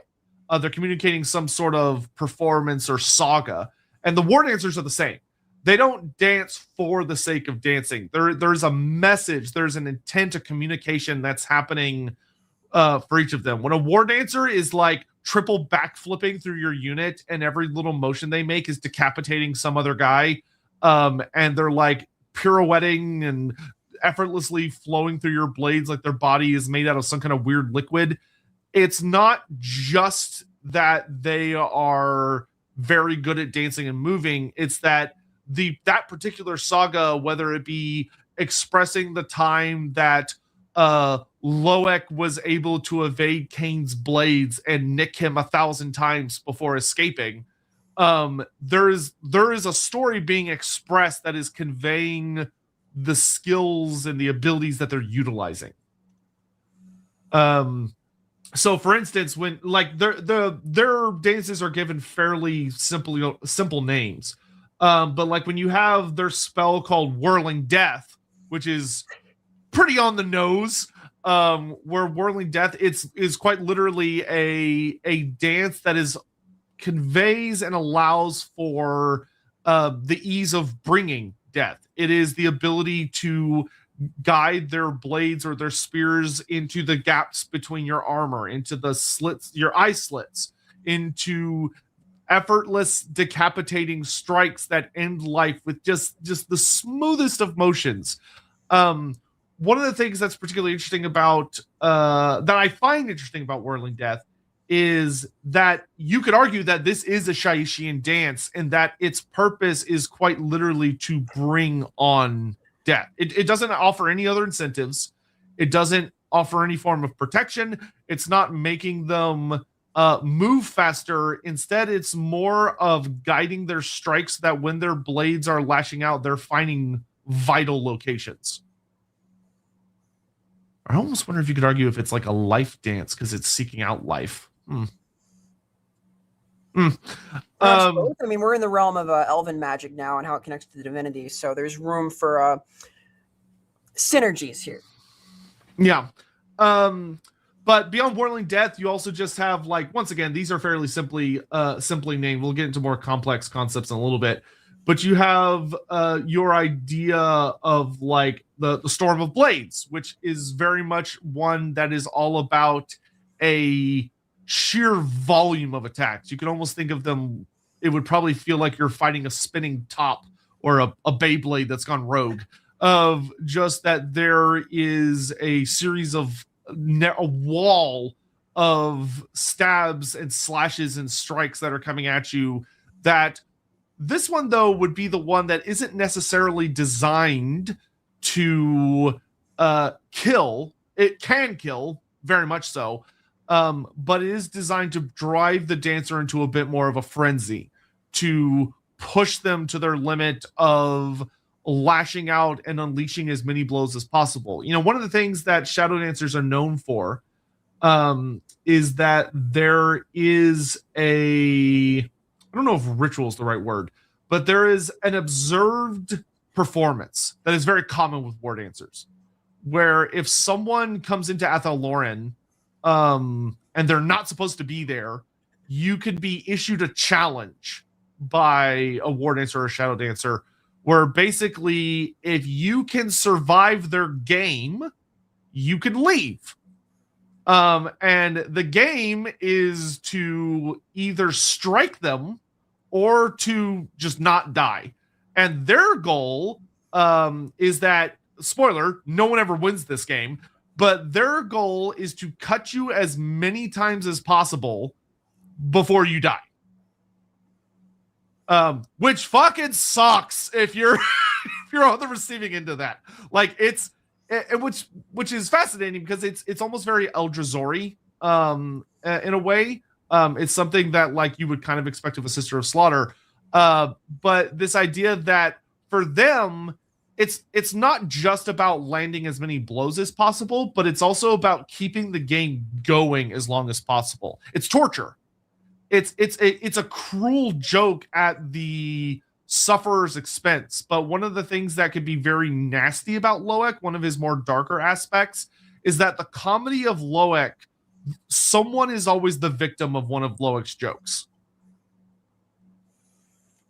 His form of humor, his form of mirth always comes at the expense of someone. Every time.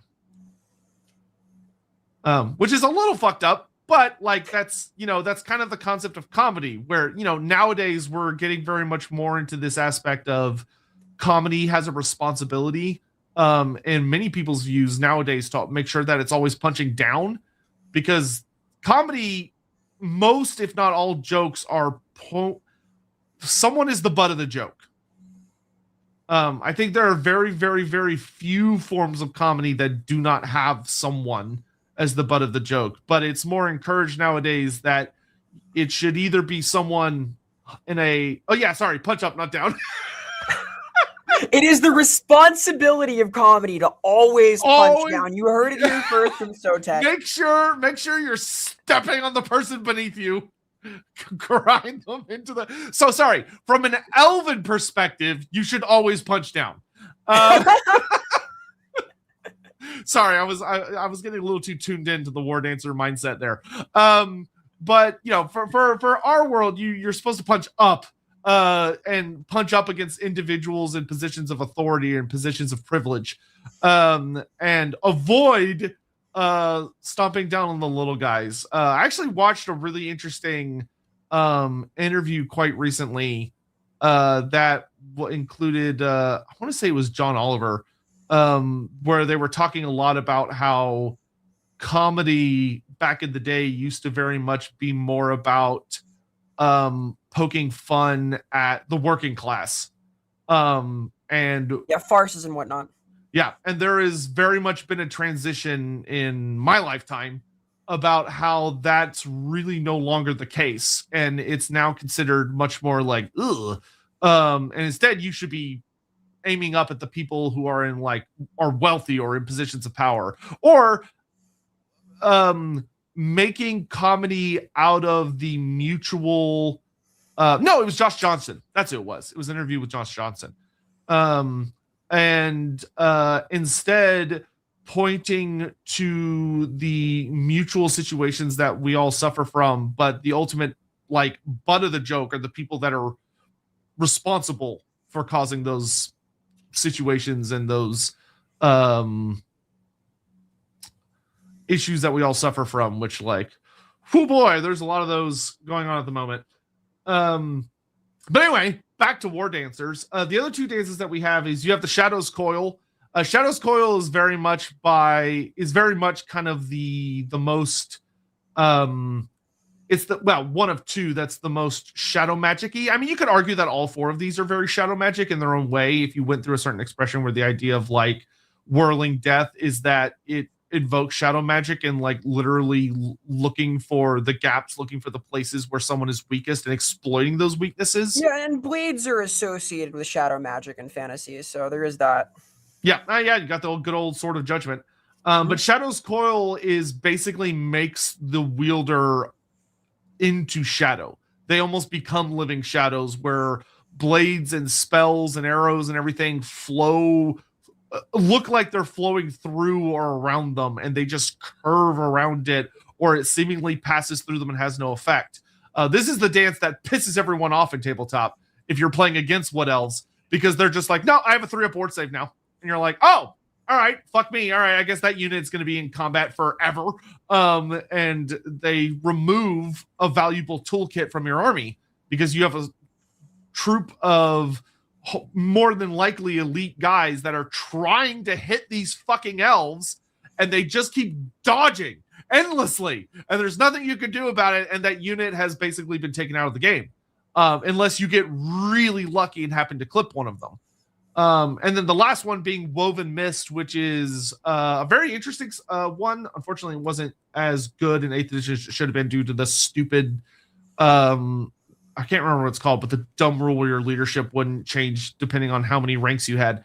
But the Woven Mist is that the dancers would quite literally invoke this shadowy mist as a part of their dance that makes the people they're fighting against feel isolated and alone, makes people that are fighting in these tight regimented formations feel like they are abandoned, and the cohesiveness, the strength that they draw from fighting as a coordinated squad, of knowing that somebody's got your back, somebody's watching your flank, that all fades away, and you feel so isolated that you no longer feel that you have that safety, which would cause ranks of troops, especially troops that are of a lower class, that rely on numbers to be their advantage, causes them to break down.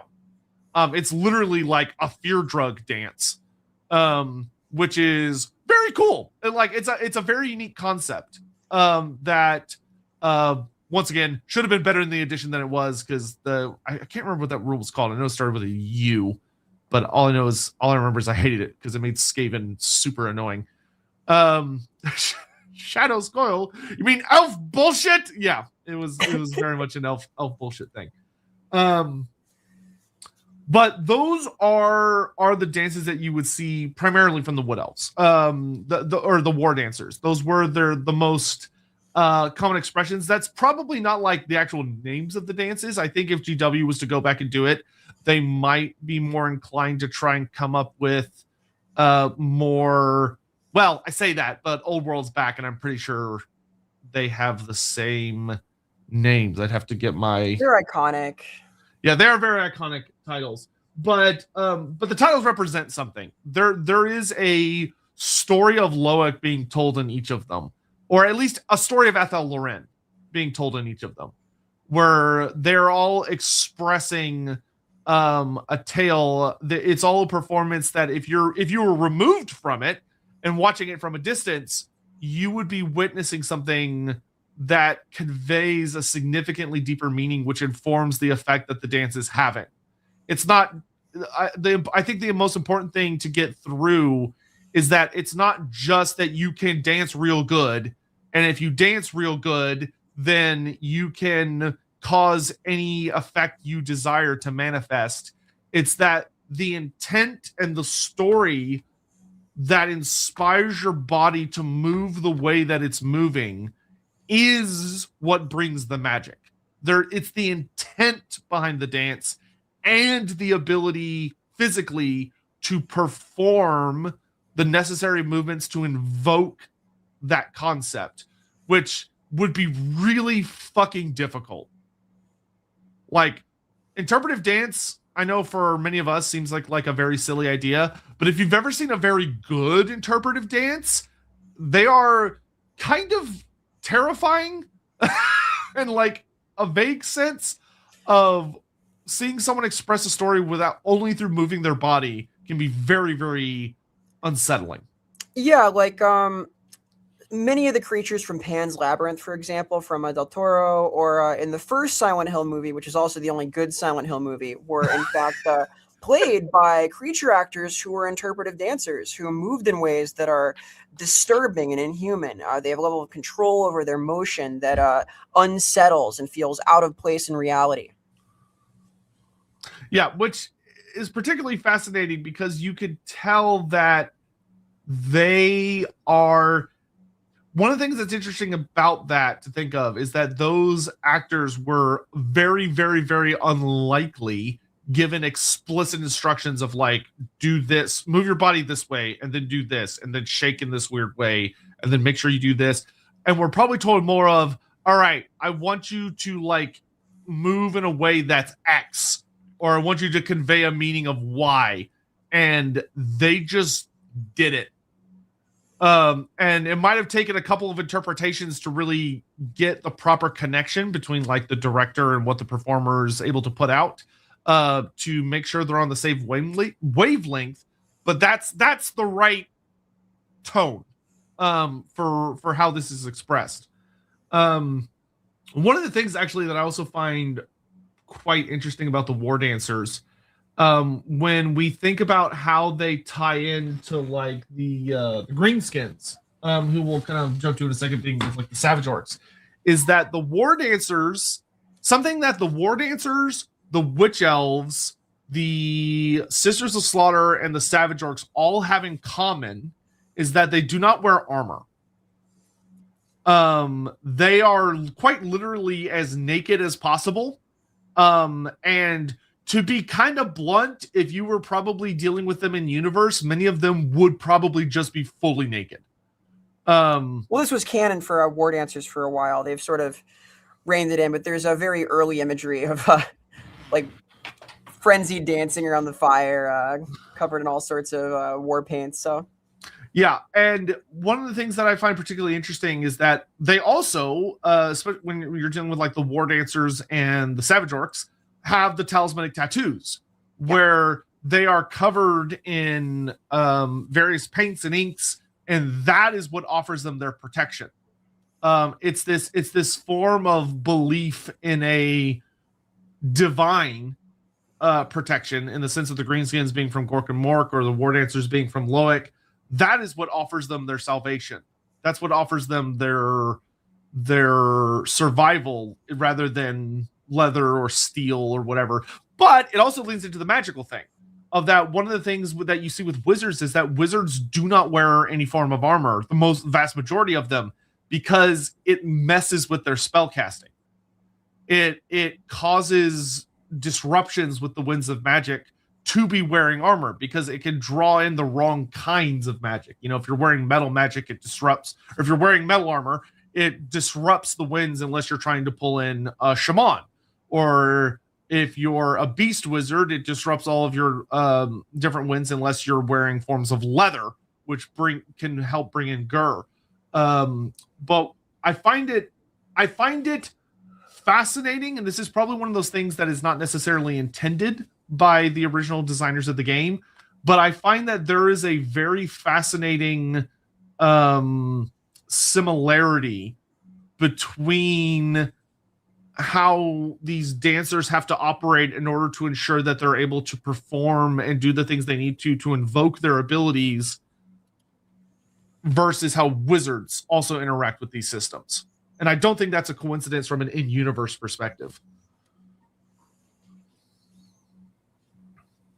From there, I guess this would be a decent moment to probably turn our attention to the greenskins. What do you think, Vera? no, I see it. I see it. Yeah. So they're also using their bodies as a conduit for divine movements, right? Yeah. So orcs, most orcs don't care much about dancing, but savage orcs do. Shamans are, and not just savage orc shamans, just all orc shamans in particular, are known for cutting a jig big time.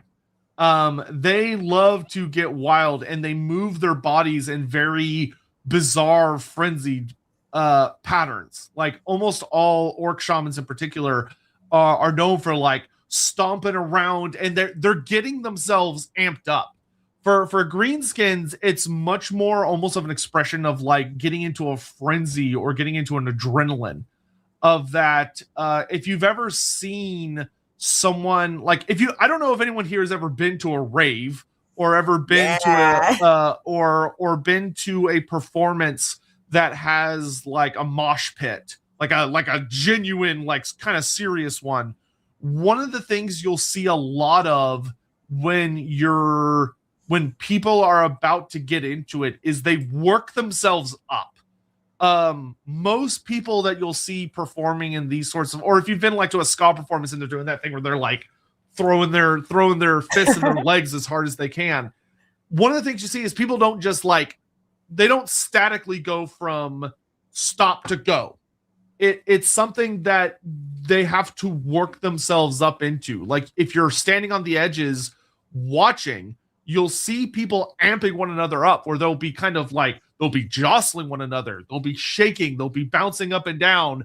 They'll be like getting it into their system. They'll be firing up they'll be getting their adrenaline going, quite literally.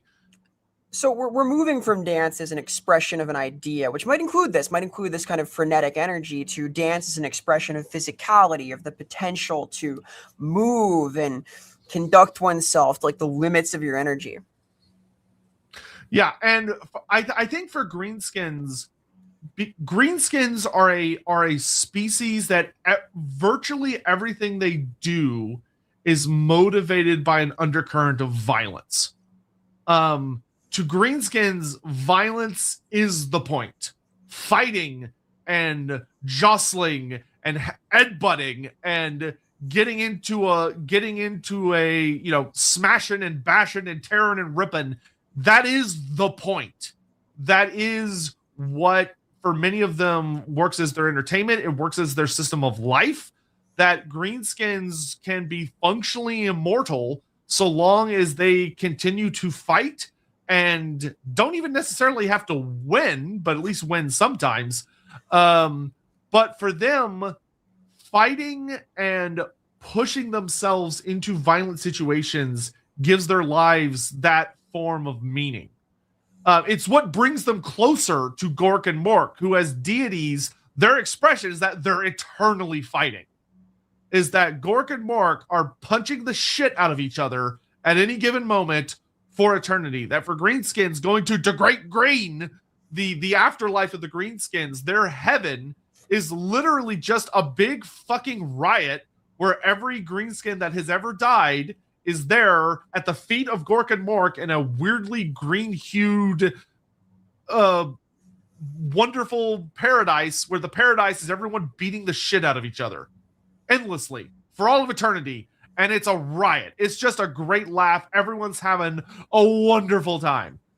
And the idea that for greenskins, then, that the dancing acts, especially for the savage orcs, to them, it is very much this divine expression of, it's almost like a ritual to prepare themselves for the ultimate form of worship, which is to get each other amped up, get each other going, get each other jazzed up, get themselves frothing at the mouth, ready to go, get that frenzy going. So they start the battle already frenzied. They are worked up into a frenzy before the fighting begins, and then they're unleashed onto the enemy. And that is the ultimate climax of it. It's the point. And the Savage Orc shamans are able, this charges up the Wah energy. Wah is quite literally greenskins being so deeply excited and fighting to the point where it's the more Wah energy you get in fantasy is determined by the number of greenskin units in close combat.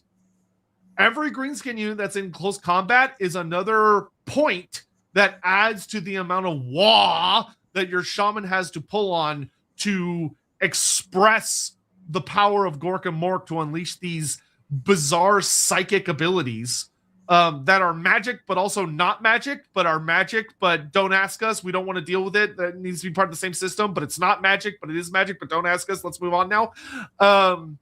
Where one of the most famous spells of the Greenskins is the Foot of Gork, right? Foot of Gork, super duper duper famous spell. Everybody fucking loves the Foot of Gork. If you actually read the narrative behind the Foot of Gork, what the Foot of Gork actually is it's Gork dancing. It's literally the shaman, the way the shamans, if you're watching an orc shaman or you're watching Wurzag or whoever do it, the way they express that spell is they're literally doing their dance and they are stomping their feet as hard as they can. And by doing so, it causes their god to join in the fun. It causes, it's enough energy. It's one of the most powerful spells they have. It's enough amped. It's so exciting. It's so addicting. It's such a drawing in of the communal experience of what it is to be an orc that the god himself joins in and he starts dancing over the battlefield, just stomping on everyone. Because once again, to them, it's their form of entertainment, their form of a deeper meaning, of a deeper expression, ultimately is violence. Because orcs are fucking terrifying. Like, they're hilarious, but the more, if you think about them from like a not god perspective, they are genuinely fucking horrifying creatures. Yeah, like there's something to this sort of violent stomping as thing that shaman does while keeping otherwise apart from melee, because they're not always in the thick of it. They're not always stuck in, which is sad for an orc. That is truly the worst. There's nothing worse than being like the 685th orc in the rank while all your lads are up already in the fight and you're just like, waiting for my turn. I'm waiting.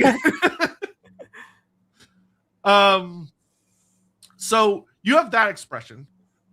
We have talked about in the past, especially if you go back to me, Vera, of course, and Lindsay's episode where we talked about Eldrazi. We did a whole thing really deep diving into Eldrazi, the expressions of his form of almost honorable combat in his arenas of death, but also about how, like, the Sisters of Slaughter, who for them, they put on these performances, which I would say is a dance. It's a different dance than what we see from the Wardancers, but it does still provide them with enhanced abilities. They do still earn like Eldrazi's favor, Eldrazi's divine assistance when they are pushing their bodies to the absolute limit. It's just a very specific form of dance where Loic seems to have all like these different types of expressions. Loic seems to by far be the most multifaceted.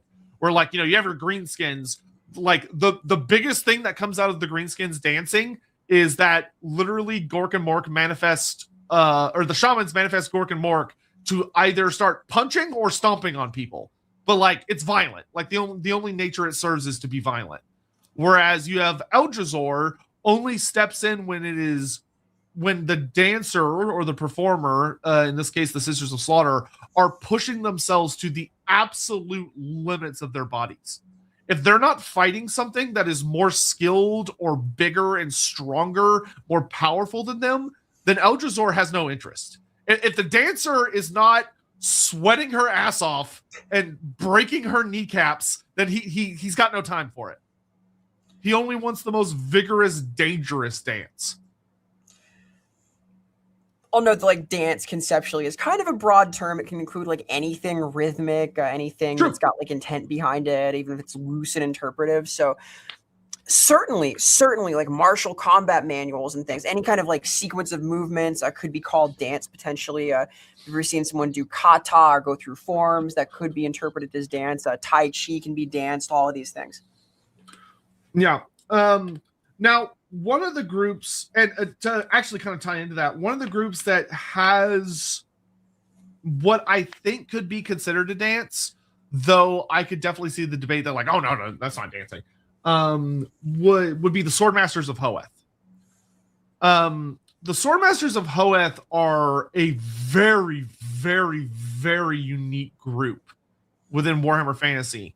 in that they're one of the only groups that I am aware of who, as they fight, they have a concept known as sword forms. And the sword forms of the Swordmasters of Hoeth is ultimately a system that allows them to, when I say sword form, it's a particular, for those unaware of the concept, you start by holding your, if you've ever like seen Star Wars, they have like lightsaber forms, but it's a concept of holding a weapon in a very particular way, and then once you start to move, there is a very particular set of patterns or rhythms that you move your weapon in. And to practice a form or a combat form, it's like learning a dance, where you start from a zero position, a set position, and then you move through the steps of the form. So you go to step 1, step 2, steps 3, steps 4, and you establish a flow, you establish a rhythm that allows you to move your weapon in very complex patterns that not only can be very artisanally beautiful, it has like a certain aesthetic, but it can also be extremely lethal, because it allows the individual wielding the weapon to build up things like momentum. It allows them to bring confusion to the person that they are going up against, because there is something clearly happening, but what the rhythm is supposed to be doing depends on a form. Some are designed to give you as much power as possible, so it's more about using like whirling motions to build up momentum, so you're able to have a lot of power behind your strikes. Others are more about building up speed, so it's about moving your body in a way that allows the stabbing or striking motion to flow as fast and repeatedly as possible.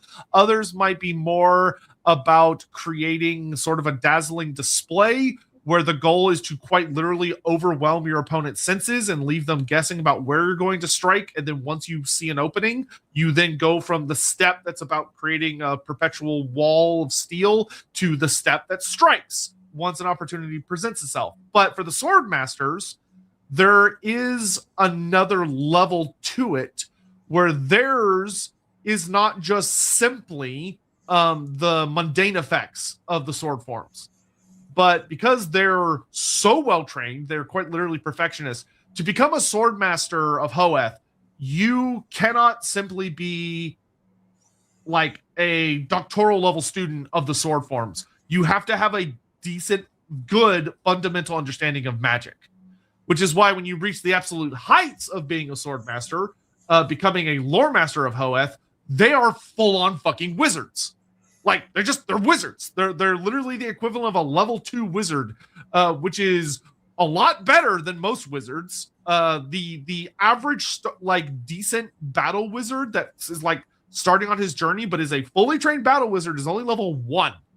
These fuckers are level 2. And I find that such a fascinating concept of that. There's sword forms, which, like I said, this was really, really hammered down in Warhammer Online Age of Reckoning, and I was so deeply glad to see it brought back for the High Elf Player's Guide, and reinforced, which this lovely little thing over here actually got to work on, this little scamp. I helped write that. And I find it to be a beautiful system that helps the elves feel so much. I think it helps reinforce the idea of just how magical the elves are. That the elves, almost uniquely as a species, have this very obvious ability that we see expressed in the high elves, in the dark elves, and the wood elves. They're different forms of expression, but they're all forms of expression of enhancing their physical abilities, of resonating with the winds of magic and having an etheric effect through motion, which is fucking fascinating. Like, it really is. Now we're starting to see it with Cathay, but Cathay is also like the most magically significant human kingdom in the world. So, it kind of makes sense. Yeah, I think part of it for the elves is that one of the conceits we had, and I think this is very true to the earliest dives into the elven psyche and how their magic and their religiosity connect is that elves express divinity through action. This is in the broadest sense the idea that they live in accordance to the aesthetic and the part of life that is exemplified by their personal pantheon, like an elf who reveres Kurnus will hunt, for example, right? An elf who reveres authority and Hecate will enjoy fine things and cast nasty magics. Fine things. Fine things. This is necessarily the case, though. Like elves live in accordance to the gods they hold dearest, and through how they live, they express different gods. And this could be in the broadest senses in habits and hobbies, or in the small things like specific motions in the midst of battle, perhaps. And this is like a connection between the inherently magical nature of the elves and the way their divinity manifests, the way their contact with the divine, because they are closer to the gods than most of the mortal races, right? Yeah, I would say so. And part of that is expressed through their connection to the Aether. There is a real link there between their wizards on the tabletop and their sacred people. Mm-hmm. Shadow Dancers are also wizards, so. Yes, yeah. The priests, high priests of Loek are level. I want to say they're level 1 shadow wizards, but I think you can upgrade them to be level 2. That sounds right. All right, let's get caught up on some super chat shenanigans here. We've got Gideon Gleeful re-listened to the Estrueth stream. Actually, I think it's Estrueth because I remember I always want to say it one way, but it's actually the other way. But now I can't remember. What if Cathay threw a rock at him because they thought that he was the reason why the ogres had started to eat the humans, and that if they left him be, it would get worse? That is a system you can run with. I think one of the things that we ended up settling on, if memory serves, on that stream is it adds a bit more of a narrative spice if the Cathayans did not realize what they were actually doing. Where the Cathayans were not at all aware that Estrueth was there. They had no idea that was what they were doing when they dropped what would become the Great Maw, the Warpstone meteor on top of them. I think if you want to give Cathay a even heavier amount of responsibility for what occurred and like the fallout of it, then this is a route you can take. But I want to say we addressed this during that stream. I do think this works, though, because I think that whereas 40K gets a lot of its narrative tension through calcified hatred between like every faction, in fantasy, there's more emphasis on misunderstanding and mistrust, tragedy brought about by confusion, by deceit and so on, rather than thousands of years of bias, except in a couple of cases. So this works. This works. Yeah. No, it was the opposite. Oh, well, okay, there you go. Shows how good my memory is when it comes past streams. Honestly, as soon as I do have a struggle of that. Usually when we end a Lorebeard stream, everything, I have maybe like a week before everything that was talked about is just gone. I'm hoping to forget last night's stream within a week. I already have. It's already when I slept, I just casually dumped that all off. Can you teach this power? I could, but I'd have to charge.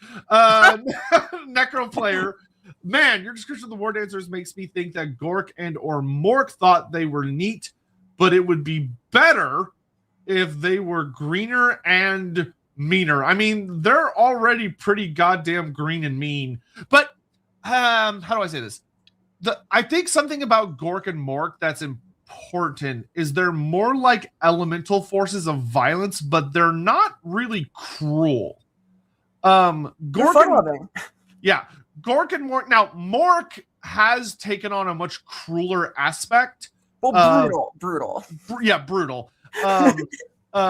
Like the idea of what it means to be cunning, but brutal has evolved in Age of Sigmar, where you have like the cruel boys who, for them, cruelty is very much part of the point. Cruelty is a fundamental aspect of their violence, but we do see that expressed through goblins in Warhammer Fantasy, where the various goblins, like night goblins, are horrifically spiteful, cruel, nasty little shits. And they are considered the more morky by most standards. Usually Mork is more heavily associated with goblins and Gork is more heavily associated with orcs. But the greener and meaner part, as far as like genuine cruelty and doing spiteful things, tends to be much more the goblin side of the equation. Whereas orcs tend to have a far more upfront, brutal form of violence that's very explosive, but there's usually not like an undercurrent of dragging things out. Like they might like punt you through a wall and go ha ha ha and move on. Yeah, like where a goblin is going to have fun torturing you, orcs get bored. Orcs get bored super quick of torture. Or that's how we have like several famous anecdotes about how there will be like a big siege and an orc warlord might finally break down the gates and realize that he's basically killed all the defenders during the siege and that the only people left are just like the weak, old, and infirm, and the too young, and the orc's like, there's no fun here anymore. This is boring. Let's get the fuck out of here. And they just leave because the orc's bored. Goblins, that would not be the case. It would be quite the opposite with goblins. Gideon, any connection with Wardancers and Mask of Slaanesh and Dancing Demonettes, even if tangentially? Maybe an idea of sensation / dance to draw power. So me and Vera spoke about earlier. You know what? I'm gonna look. Vera, I'm gonna let Vera hold the fort for a second while I look this thing up. Yeah, so I think that if nothing else, there's a strong thematic connection here, right? Because Loek is directly opposed to Slaanesh. They share domains here. Loek is a god of the performing arts, of happiness, of joy, and humor, and all of these wonderful things, of revelry. And Slaanesh encroaches on this domain as a deity of excess, as a deity of hedonism, as a deity of taking things to the extreme and beyond. They are in natural and perpetual conflict, and I think it is deliberate that Loek contests Slaanesh in domains that belong to it. There is a very real thematic tie there. I think it is beyond tangential. I think it is important to the essence of their conflict that they compete in the same domain. Because really, what Loek is doing is trying to spite Slaanesh, is trying to beat Slaanesh in its own game and succeeding.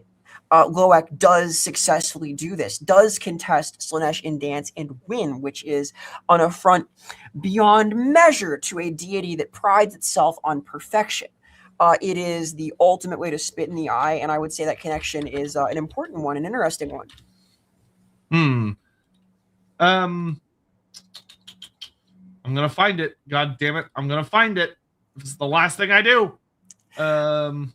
I would say this sensory idea also quite adds up, because the joy of dancing helps evoke Loek's power, right? Loek is a god with a lot of range in his domain.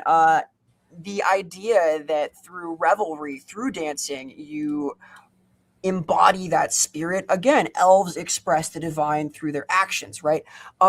Sotek said something earlier that kind of rubbed me the wrong way about Wardancers, which is that they don't dance just to dance. I don't agree. I think that even in combat, they are dancing because of the joy of it, as well as to express these ideas. There is a real link between these. There's a certain joie de vivre, a joy of life that's required to be a good war dancer, I think. That's certainly required to be a good shadow dancer. You have to embrace this spirit of revelry, of performing to entertain yourself and others, to show the audience of the gods your best.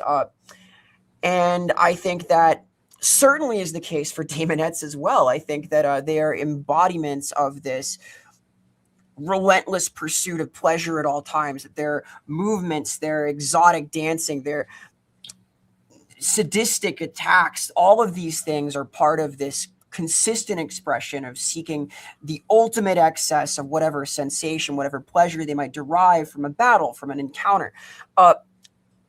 These are aligned territories, and they should be.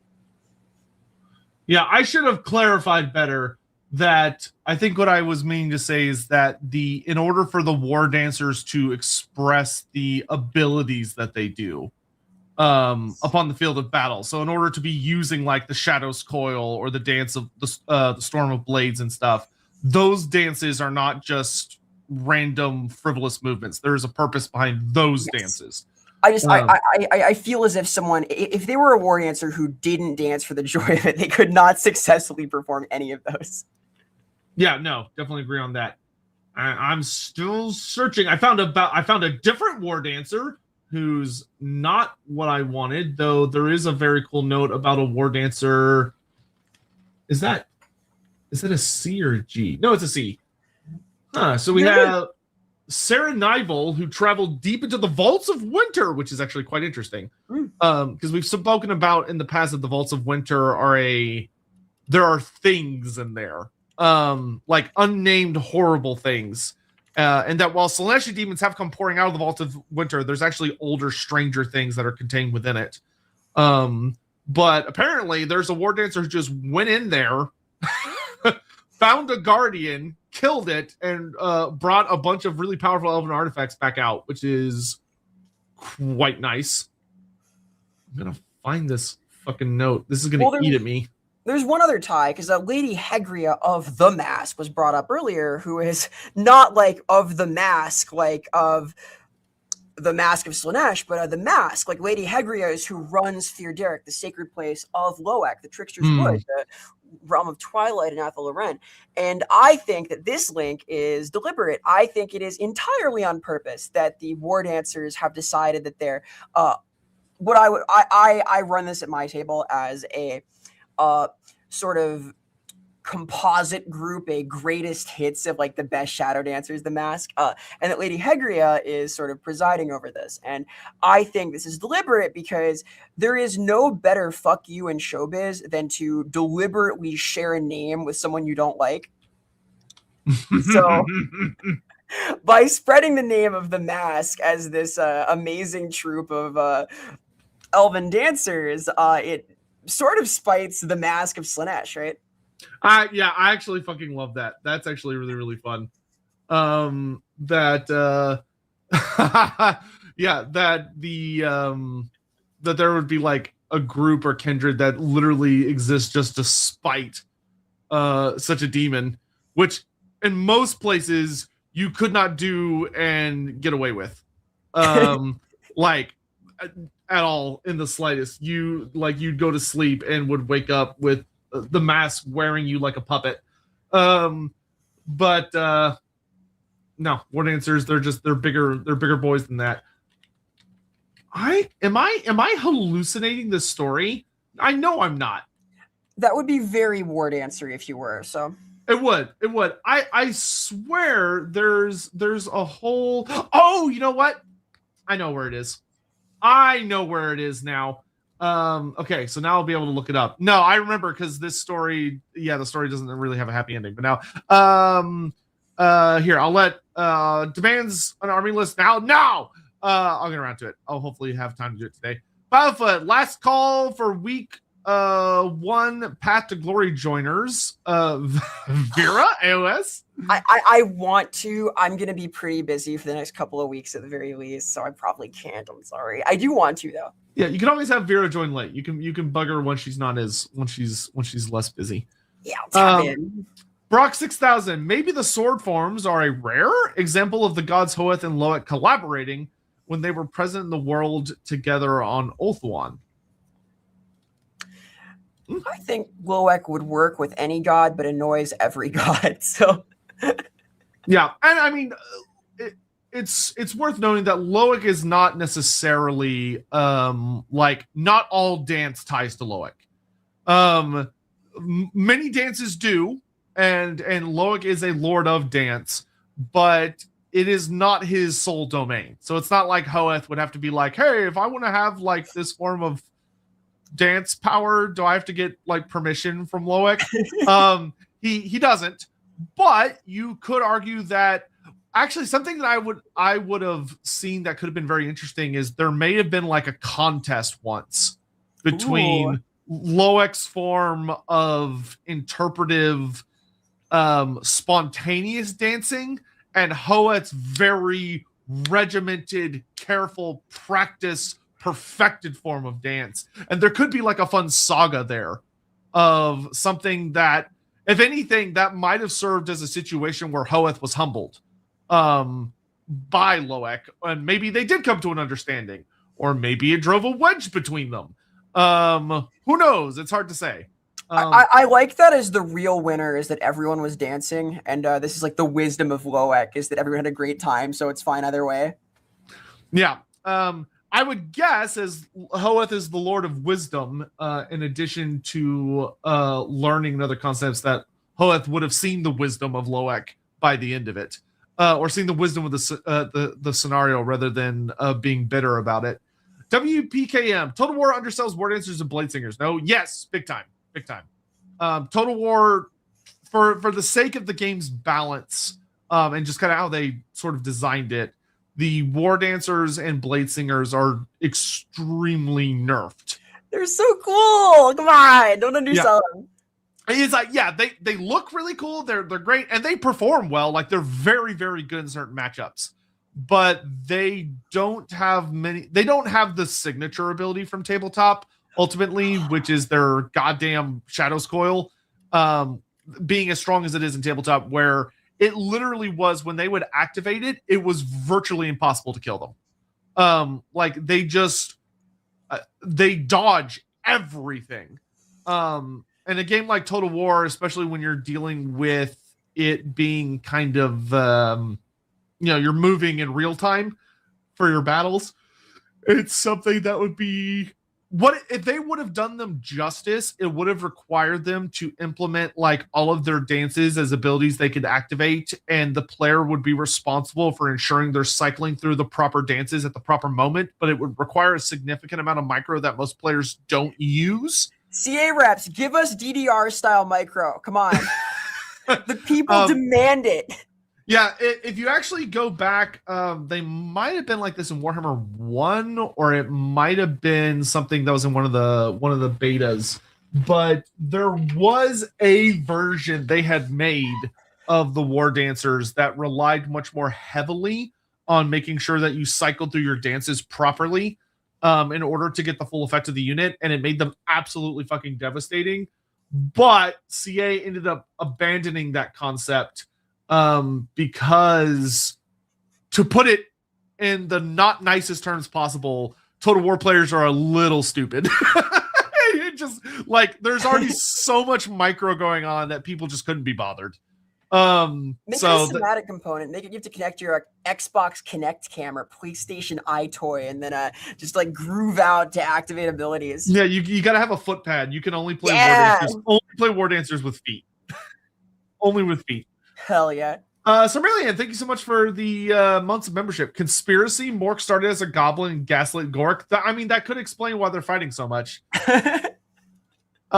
Stephen Lucas, since Toriko considers cosmogenic fundamentals of creation to be art, story, music, dance, and cooking, I feel like there was supposed to be a question at the end of this, but I'll let Vera talk about this because I don't know most of those words you just said. Toriko is really cool. I recommend it. It is a very neat manga. It is largely about cooking, but it is very neat. It is very neat. It doesn't have a ton of popularity in the West, but it is pretty well known. There's like art of like Toriko hanging out with Goku and Luffy. It's like that kind of thing in Japan. What? Yeah. Right, feel free to elaborate a little bit on this. I need to grab one of my books. I've not read much Toriko. I like what I have read. It's very cool. If I'm more familiar with like it through the lens of Hunter x Hunter, which I think there's some overlap between like the culinary hunters and Hunter x Hunter and Toriko's quest for like fine cuisine. But the idea is that the protagonist is this fellow who is out there getting gourmet ingredients in all sorts of absurd shonen environments and bringing him back to accomplish all sorts of incredible effects. But there are all sorts of magical arts. Sort of, there's like they go for one arc to this island of medicinal retreats where they have like the fish that gobble up dried skin in your feet, and ones that they have acupuncture tables and so on. There's all sorts of human developed maneuvers to do incredible sort of magical things in Toriko. It is kind of fantastical, quite fun. It's a neat read from what I've seen. It is on my list of things to go all the way through because it is pretty cool. Yeah. I found the story. So in 1203 of the Imperial calendar, we have the tragic story of the Casket of Dreams. This is the same story. See, I knew. All right, so remember earlier I mentioned the Wood Elf Serenivel went into the Vaults of Winter, defeated the Guardians, and got some artifacts out. Well, this is a continuation of that story, where one of the artifacts that she gets is the Casket of Dreams. And so that's so funny. So basically what happened is that the 6th edition Wood Elf book was like, oh, look at this cool story about a Wood Elf triumphantly defeating these Guardians and getting this casket out of the Vaults of Winter. And then the 8th edition Demons of Chaos book came out and went, I'm going to make that story a fucking tragedy. Here it comes.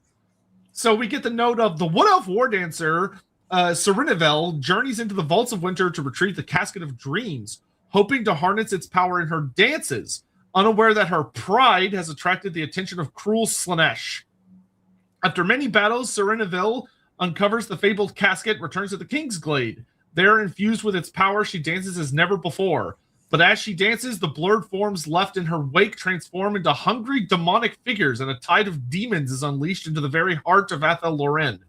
The demons gorge themselves on the magic of the Wood Elf realm before they are banished. Serenivel is left crippled, unable to dance forevermore. For the rest of her life, she hears the dark mockery of Slaanesh echoing throughout her dreams. So, the connection of dance between Loek and Slaanesh kind of mirrors the connection of dreams, because the Dreaming Wood, of course, is a realm that is contested primarily between the Shadow Dancers and Slaanesh. So there's possibly some synergy there. This is the part where I step in for Andy and mention Elric of Melnibone, which also placed a great import on dreams and their significance and the way in which they are a realm of the divine, of this contact. And dreams are broadly pretty important to the elves as well, because they're the lens through which the deities speak directly to their subjects in a lot of cases. So, Michael Moorcock mentioned everyone take a shot. You know the rules. Getting gleeful. It would be interesting if an important thing for followers of Loek would be the acceptance of slight imperfections, so they don't fall to the temptation of trying to pursue absolute perfection. Yeah, something I wrote for the High Elf book was a mention of, even in the High Elven pursuit of purity, they have to allow for that sort of acceptance of flaws, not to fixate on it, because this invites the temptation of Slaanesh. And this was inspired in part by certain ideas from Buddhism, where, again, fixation on enlightenment is not a healthy way forward. This shows up in certain parts of Japanese philosophy as well, and I would firmly agree with this. Yes, the idea of Yenlui in some ways, balance and all these things. This is like part of the preamble about like High Elven philosophy, and I think the Player's Guide, it's been a little while, but there was some mention of this idea that you can't like doggedly pursue being perfect in any way, including in your own purity, or else. So Yenlui does cleave to this idea, the notion that you have to accept your darker aspect, that you have to not like just mindlessly pursue this lofty ideal of purity until you completely wither away. I think it's very important for dancers as well, because again, perfection in any form is a lure for Slaanesh. Yeah, and I think this actually ties well into the Casket of Dream stories we were just looking at as well, of one of Slaanesh's greatest temptations. Not only is that pursuit of perfection, but pride. Yep. Of being so prideful that you can't take your licks, which also would very much, like, you would not be following the tenets of Loek successfully if you are giving in to pride and over pursuing of perfection, because Loek one of his chief concepts that he serves is to keep the elves humble. So we're talking about manga a little bit here. There is a panel from Baki that I think about all the time. Okay. Any Baki nerds? Can't say I'm among them. I'm very curious what I this is leading up to. strongly recommend this, but the quote is that someone who works hard can never beat someone who enjoys himself, and this is sort of the essence of Loek, I think. That, oh god, that's a painfully true concept. Pretty much. Oh my god! Oh god, that like brings me flashbacks of several moments from my music career. Ugh. Moments of pain, I will note. Sorry, it's not meant to be like a wholesome message, I don't think, but it does kind of ring true. Somebody who's enjoying the process will always have a leg up on someone who is not. That's very true. That is incredibly true. Tablam says, I feel like a dancer of Slaanesh would think theirs is a perfect way to perform a dance and would obsessively train to achieve it. So okay, there's different aspects to how Slaanesh expresses through this. Where perfectionism is definitely an aspect of it. Like you have like the Mask, for instance, where the Mask is flawless in her performances. However, there are other aspects of Slaanesh where it's more about releasing all constraints and just utterly losing yourself to the concept. Though this often will result in death. So there is usually an end to it. Like one of Slaanesh's big horrible things is causing people to dance until they quite literally die. Like people just dance until their bones break and their tendons snap and their bodies literally cannot keep going and they're just trying to continue. I can't remember the name of it, but there is a ritual I can't remember if it's a Slaanesh ritual or a shadow ritual. But there is a spell that's quite literally what it does is that it's a ritual that can cause like an entire town worth of people to literally just dance until their bodies break from the sheer never ending what's the word I'm looking for? Exertion. And it's horrible. Like it's one of the most like horrible ways to die because it's like agonizingly painful and it just forces you to keep going until you literally break under it and your body is unable to continue to function.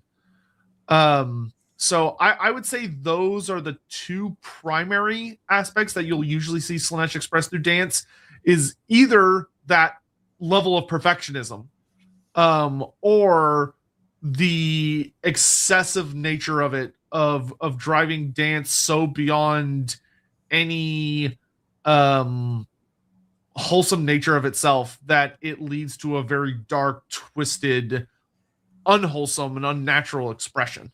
Yeah, and we can view perfectionism even as a form of excess, right? It's an excess of the pursuit of skill, which is, again, skill is sort of the part of Slaanesh's whole range of their domain.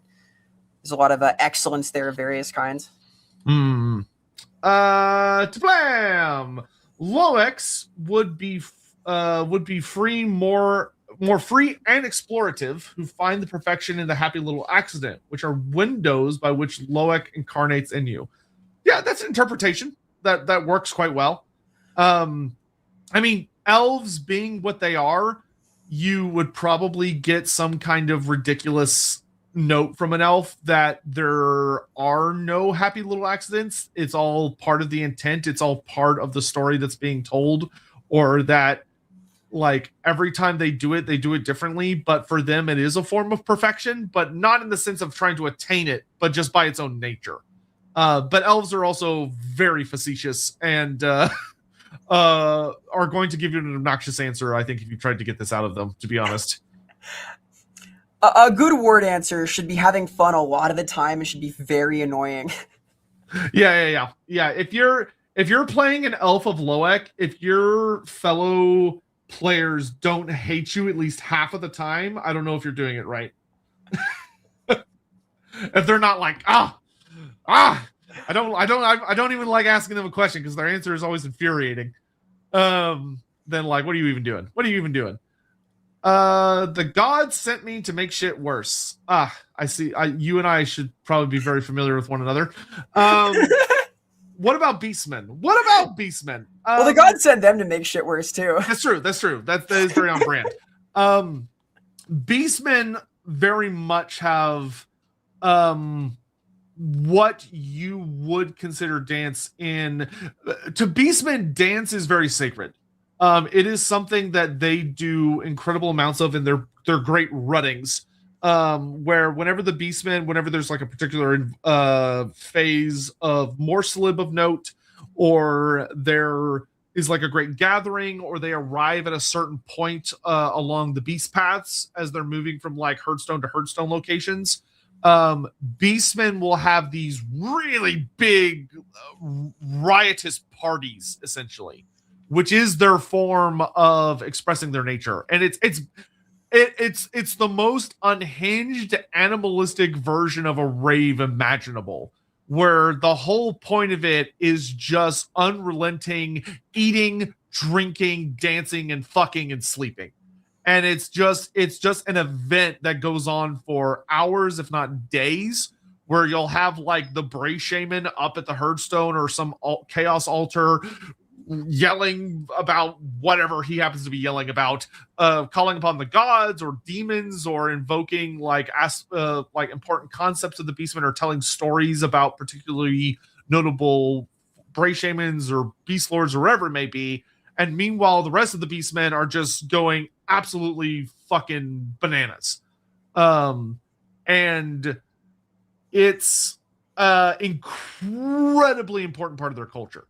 This is the place where like you'll have challenges to become the beast lord of a relevant war herd, whether you have multiple war herds converging, or it's just like a time for a challenge to be happening. So you'll have a beast lord that is not only celebrating their position, but often is having to defend it.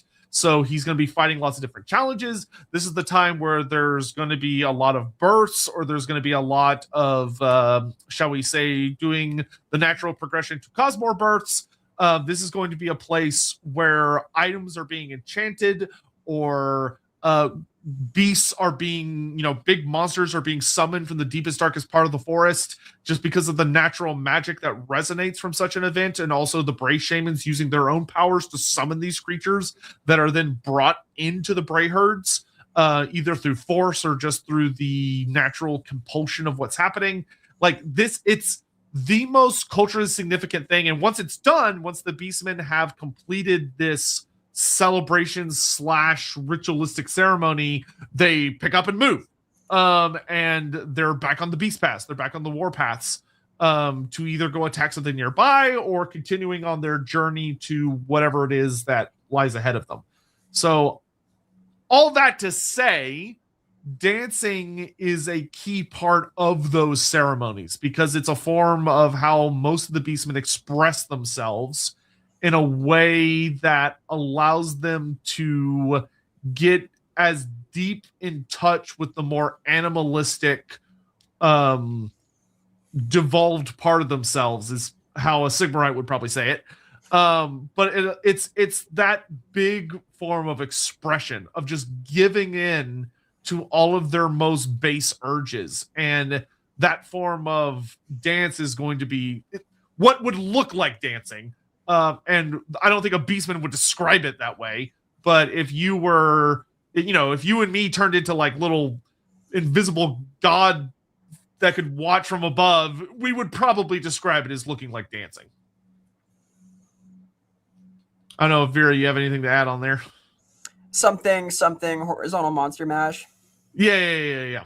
There's probably going to be more beastmen going out than there was going in. more I don't know about that. I mean, yeah, true. A lot of them are going to get like killed and sacrificed and eaten. The mosh pit's kind of crazy at the beastman party. True. Parmesia, what type of Athalorian creature would fit to Loek's heaven slash his so what would be like his etheric entities or his etheric messengers? If there is no one, what type of creature would you make up? I would say the humble spite is a wonderful pick for this, especially Wizen Spite, who instead of trying to become some like greater form of forest spirit, enjoys pranks, enjoys being small and kind of lithe, able to flit around and cause mischief. Spites are known as mischievous creatures. Loek is a mischievous creature himself.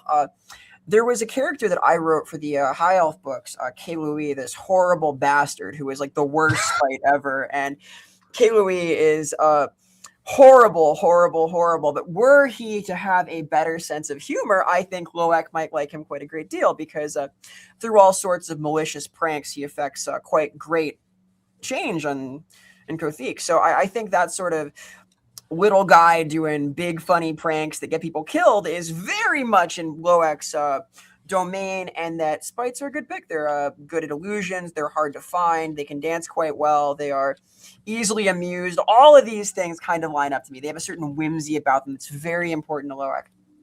Yeah, I would very much agree with that. And also, yeah, that character does his best to be his worst. Oh, I love him. He's horrible. Yeah, but like, I mean, when you look at like the names that some of the spites have, particularly the one that's known as an annoyance of netlings, netlings they're the fucking worst. I hated them in tabletop. They were absolute fucking garbage. But yeah, I would very much agree with Vera. I think it would either be spites, or it would probably be there are creatures among the wood elves that are known as changelings. They're rare, but they're out there. Because there's the whole concept of, quite literally, there will be times where like the wood elves will steal away a human baby and replace it with a changeling. That they do that. It's horrible. Funny. Yeah, it's horrible and it's awful, but they do it. And the changelings are a type of spirit. Or an etheric creature, and they are unpleasant. They're not great because their whole existence is basically to play a very cruel joke on those that they those that they replace. I would say that any good-humored trickster would be a suitable companion to Loek, though. Like, not like good-humored and as in nice, but like possessed of a good humor in some way, right? Oh yeah. What happens to the baby that was stolen for a changeling scenario? Best case scenario, the wood elves do keep human slaves. That they usually don't grow to adulthood. They usually end up like being perpetual children. But Summerstrand does this. They have attendants and things. Yeah, so they just have like humans that slave for them until either for eternity or until they eventually die. In a less wholesome, well, that's not really wholesome, but in a less survivable scenario, the baby will be immediately killed and given to the forest. Yeah, dryads are not nice. Dryads are awful creatures. The wood elves are only slightly better. When it cycling back around to dance for just a bit longer, there are, of course, we've talked a lot about how dance can serve as a expression of magic, how it's able to cause magical effects, whether it's enhancing the physical abilities of things like the Sisters of Slaughter or the Wardancers, or it's allowing like actual magical, almost like spell casting, but through a physical form, like it does for, once again, the Wardancers, but also for the Swordmasters of Hoeth. But one of the things we haven't talked we talked a little bit about this when we were talking about like Dance Macabre and some of the other stuff, is that there are spells that exist within the setting, and what they ultimately do is that they cause a form of dance that has effects on people. Where you have like there's a ritual that I want to say it's a Slaanesh ritual that causes people to literally dance until they kill themselves. But there's also one of the most powerful spells. It's not the most powerful, but it's one of the most powerful spells of the Lord of Shadows, which is actually in Total War Warhammer as the Storm of Magic Shadow spell, is literally called the Dance of Despair. And the Dance of Despair, it's pretty much what it sounds like on the 10, but it's essentially that the Shadow Wizard is able to perform it takes a unholy amount of magic. Like the spell's only possible to perform if you have a Storm of Magic level of winds gusting through the area. But this is a spell that the wizard is here. I can actually read off the thing. I've got the book right over here. Don't die. So let's see. If I go to the good old Lore of Shadows, and we've got the Dance of Despair, which is the dominant spell. So it actually was the most powerful. Was the most powerful spell in the Lore of Shadows until the end times, which added one more. But it says Dance of Despair. The wizard produces a stringless fiddle and plays a haunting dirge that drives all sense of hope and urgency from the minds of their enemies, literally causing parts of their minds to dance away into the distance from them, leaving nothing but despair behind, which sucks. It's like the worst kind of performance you could go to. Imagine you get up there and the cover band goes up and it just drives all hope and sense of urgency from your mind. I've had that happen once at a coffee shop. It was rough. When someone get up there and play and you're just like, oh, life is meaningless. I couldn't look away. It was insane. What book are you reading from? So these spells are from... oh my god, come here, you piece of shit. These are from Storm of Magic, which very, very good book. One of my favorite books that was ever released for Warhammer Fantasy because it has tons of monsters in it and lots of new magic items and spells. Not a lot of people played using the rules because they were kind of fucking ridiculous. Yeah, anyway. And then the last group that obviously uses dance to its most extreme effects and is actually probably the group that debatably uses it the most as a faction is, of course, Slaanesh himself. Yes. Itself. Which obviously me and Andy have kind of talked a stupid amount about it when we were covering Tides of Torment because the mask is now in the game, and dance is a very, very core part of her being and her conceptualization within how she performs and her faction performs.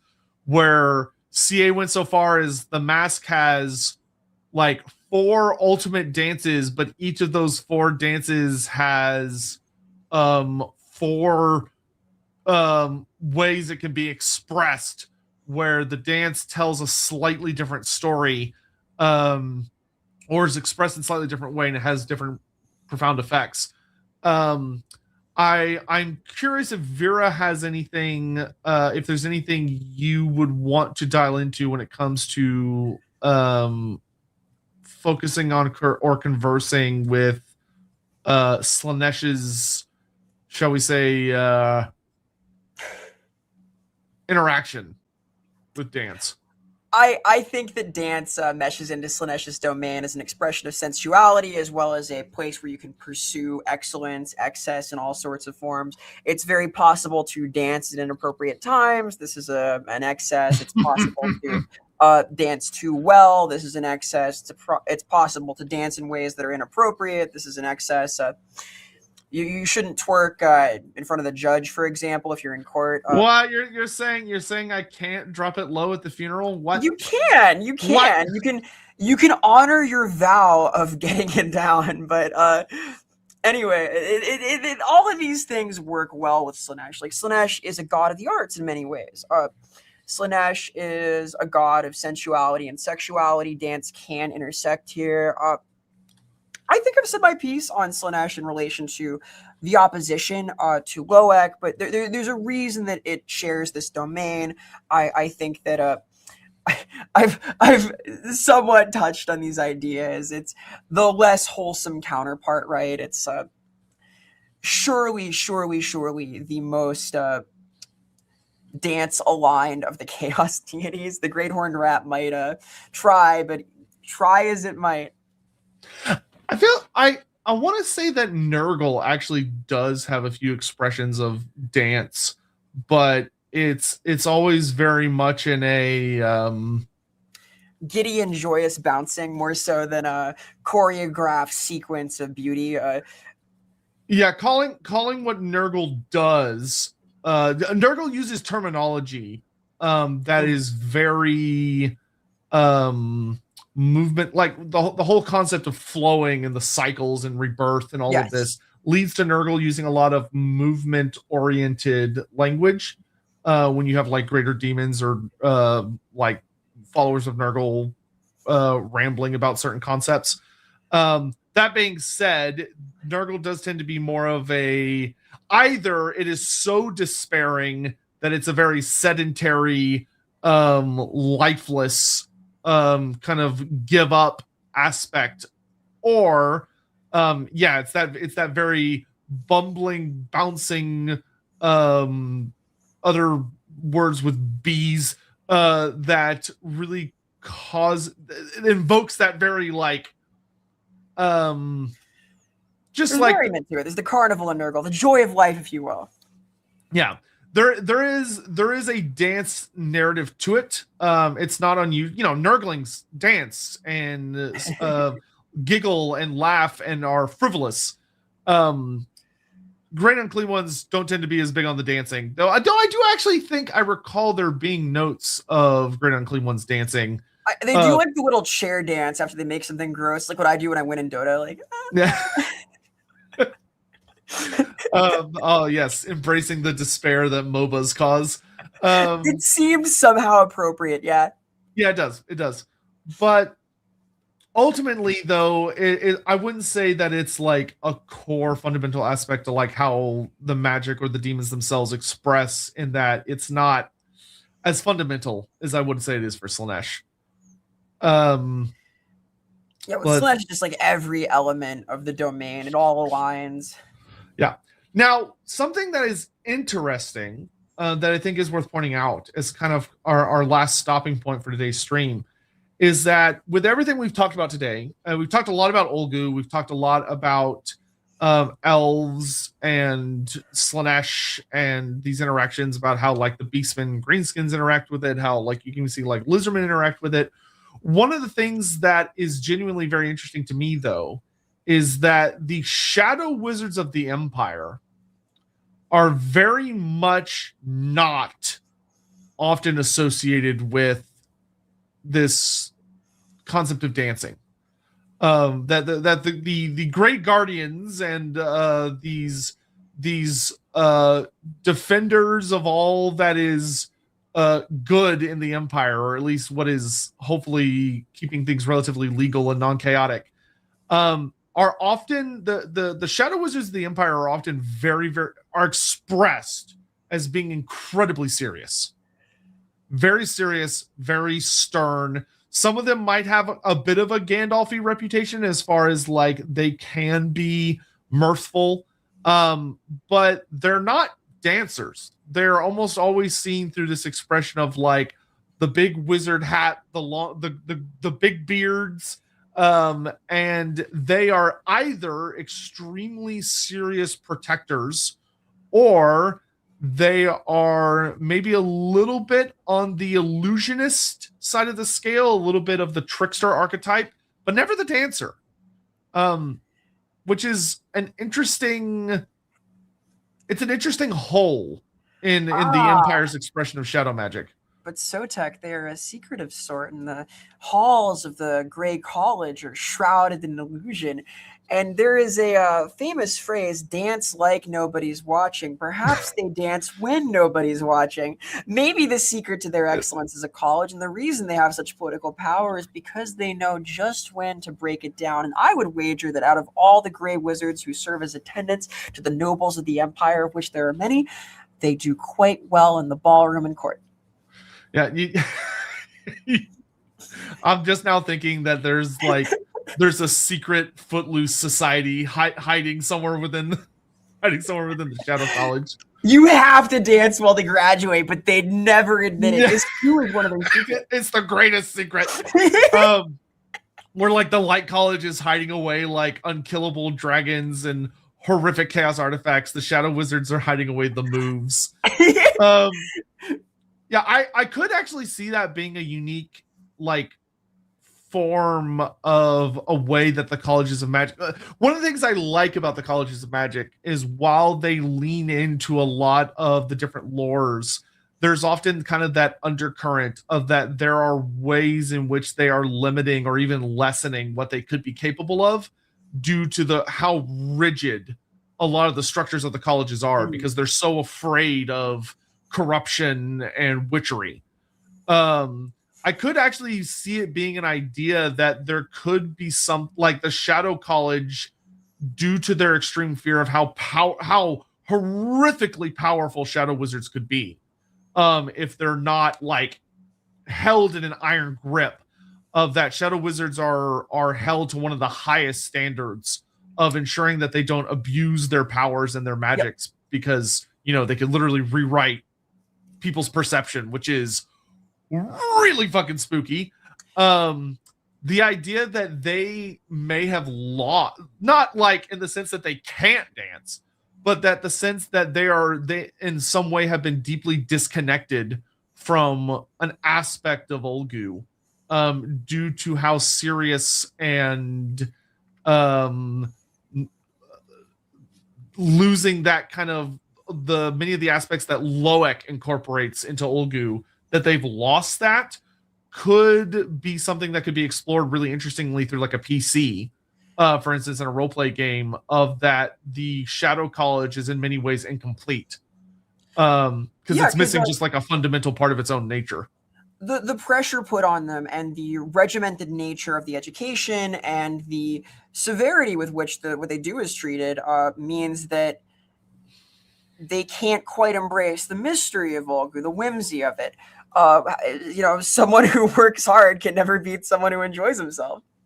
Yeah, well, and I mean that could actually lead to a really fun set of scenarios of like, if you have a character that is trying to embrace the truth of Olgu, trying to get like past the more serious aspects, the more illusionist aspects, and really dive into perhaps like the mirth, the whimsy, the dance, the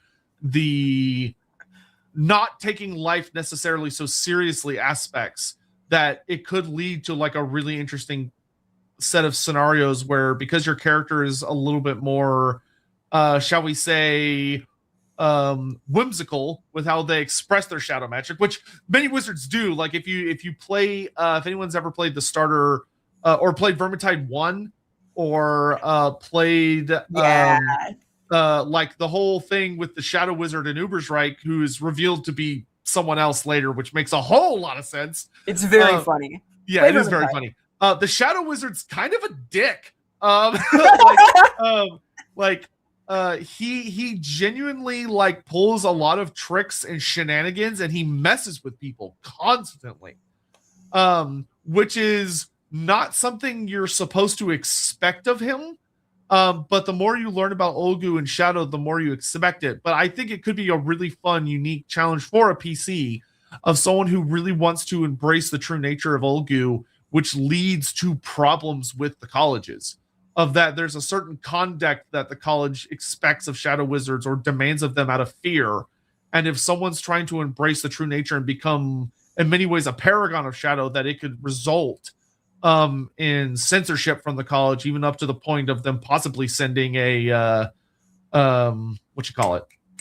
The no fun squad. Yeah, god damn it, I can't remember what they're called all of a sudden. Oh, it's gonna bother me. Oh, I should know this too. We have one of those in my group too.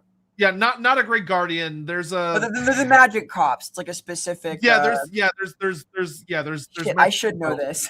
But yeah, there are magic popo. Yeah, vigilant. Thank you. Yes, Magister Vigilant. Thank you. Yeah, sending a Magister Vigilant to after them, which that could be a very interesting. That would make actually for a really interesting PC. Necroplayer, the greatest secret group within the Shadow Great College is a Shadow Wizard money game who love casting spells. They also hold breakdancing contests. Hell yeah. A money gang. There's a great spell that turns rocks into gold. They're just like sprinkling, making it rain. Like, they love casting spells. See, they're having fun. I would love the idea of like a gray wizard that goes around accosting people for petty crimes, and the only way he'll let you go without like a fine or a prison sentence is he forces you to dance. Like you have to dance away your fee. It's either dance or prison. What's it gonna be? That would truly be the most I think beloved and hated member of any community. Perfect. Could the great Kevin Bacon beat a Wood Elf Wardancer in a dance off? His spirit would. His body probably wouldn't, but his spirit sure would. But I think that's pretty much everything I've got. Yeah, I think this was a pretty robust treatment of the subject. It's an interesting one. I hope that this invites you guys to think more about like the somatic elements of magic in general, about how expression matters to conducting the winds, about how it's important to have fun. Yes, that is a core part. Like, God forbid someone have fun with their wizard PC. God forbid. But do want to thank you all very much for taking the time to come out and join us for today. Once again, I want to thank Vera emphatically, not only for filling in for Andy today, who we miss dearly and hope will be back soon someday, but also for some reason showing up for yesterday's stream and suffering through that insanity alongside us. If you haven't, you can find that stream over on the Loremaster of Sotek channels. Don't go there. Mods. Don't look at that. And I'm so excited for all the shorts. Oh god, no! Akeno is gonna extract from that. I'm so excited for the shorts, dude. It's gonna be nuts. Yeah, engagement. God, there was some discussion of nuts. Yeah, there was a lot of nuts. Oh my god, that's true. But I need another drink. Looking forward thinking, we do have a couple things coming up this week. Most notably, Vera, what are you doing tomorrow? Yeah, tomorrow I believe is going to be the kickoff of the Lorebeards RPG corner. So Ross Watson and I are going to be talking about Dark Heresy and what it sets out to accomplish as a tabletop game, how it goes about this, how this factors into the ideas of game design. Ross, of course, is one of the architects of Dark Heresy itself, and it is going to be a pretty cool time, I think. That is going to kick off our whole segment over there at the RPG section of Lorebeards. Please look forward to it. It'll be a lot of fun. Davanucci, we are live on Twitch, like right now, like at this moment. Why didn't you go live on Loremaster? Yeah, why didn't I mean, the Lorebeards Twitch account is live? Why am I not live on Twitch? Wait a minute. Why are you not live? How could you be dead on Twitch right now? Damn it. How could you just give up on life like that? So also, fun fact for anyone curious, this is not a fun fact, but I'm going to pretend it's a fun fact. Don't get too attached to the Lorebeards Twitch account because I'm going to have to delete it. I'm going to have to destroy it because it has to be redone so that we can move it into the proper region. Because Twitch will not move it. They will move it. Like I have finally got into like an actual conversation with them, and oh boy. Ooh. It was super fun. So the good news is we'll blow it up and we'll make a new one, and the new one will work. So you'll actually be able to like do bits and subs and stuff. Amazing. Yeah. So if you're on Twitch, I'm so sorry. I'm going to have to kill you. I'm coming for you in the night. I'm going to strangle you in your sleep. But you'll be reborn, so it's totally fine. What's wrong with it? The current Twitch channel is registered as a US account, and it has to be a UK account. And you can't change it until you're an affiliate. But you can't become an affiliate until you give them like tax and address information. But we don't have tax and address information because we're not in the US. Anyway, huh. So it's a catch-22. Anyway, Prometheus, thank you for the last second super chat. Why are there Swordmasters of Hoeth? Hoeth does not seem like he's a martial artist. I cannot combine the deed of information with swords. So Hoeth is the god of wisdom and learning. Being studious, doing... Hoeth is not about being a book nerd. I mean, it is. But Hoeth is about truly learning and mastering any subject matter. Swordmasters of Hoeth are the most martial of Hoeth's various teachings, but a wizard that is deeply studying magic is a follower of Hoeth. Someone like a chef that is mastering all of the knowledge that can be found in the learning to what it is to cook and recipes and all that is following the teachings of Hoeth. If you are like the ultimate master gooner and you are like making sure that you've got all of your best like ecchi lined up, you are following the teachings of Hoeth. Yeah. Like as long as you are mastering a subject, if you are studying and pursuing a matter to mastery, then you are walking in the path of Hoeth. Yeah, and martial study is very much a thing. Like Myrmidia is a deity of knowledge and warfare. There's the sweet science of boxing, like a 1-2-4 combo is a rhythm. That's dance too, by the way. It's a tempoed movement sequence. So there's something to this. Like studying the blade is a thing. Musashi wrote books. There's The Art of War by Sun Tzu, right? So there's a whole range of this. Yeah, academics and war go very hand in hand. Last one, Prometheus, last question. Do the Druki believe in Hoeth? Believe is not really a matter because as far as they're concerned, the gods are real. Like it's not a matter of opinion, they just are. But do the Druki like actively like give offering to Hoeth and attempt to walk the path of Hoeth and try to get Hoeth's favor and attention? Not as much. They do. There are small shrines to Hoeth found in Nagaroth, but Hoeth is not among the higher echelons of the pantheon for them. Yeah, like they have Hargoneth executioners who are kind of similar, but not a Hoeth aligned unit, right? They're very blade focused if they study the weapon, but they're not doing it in the same way.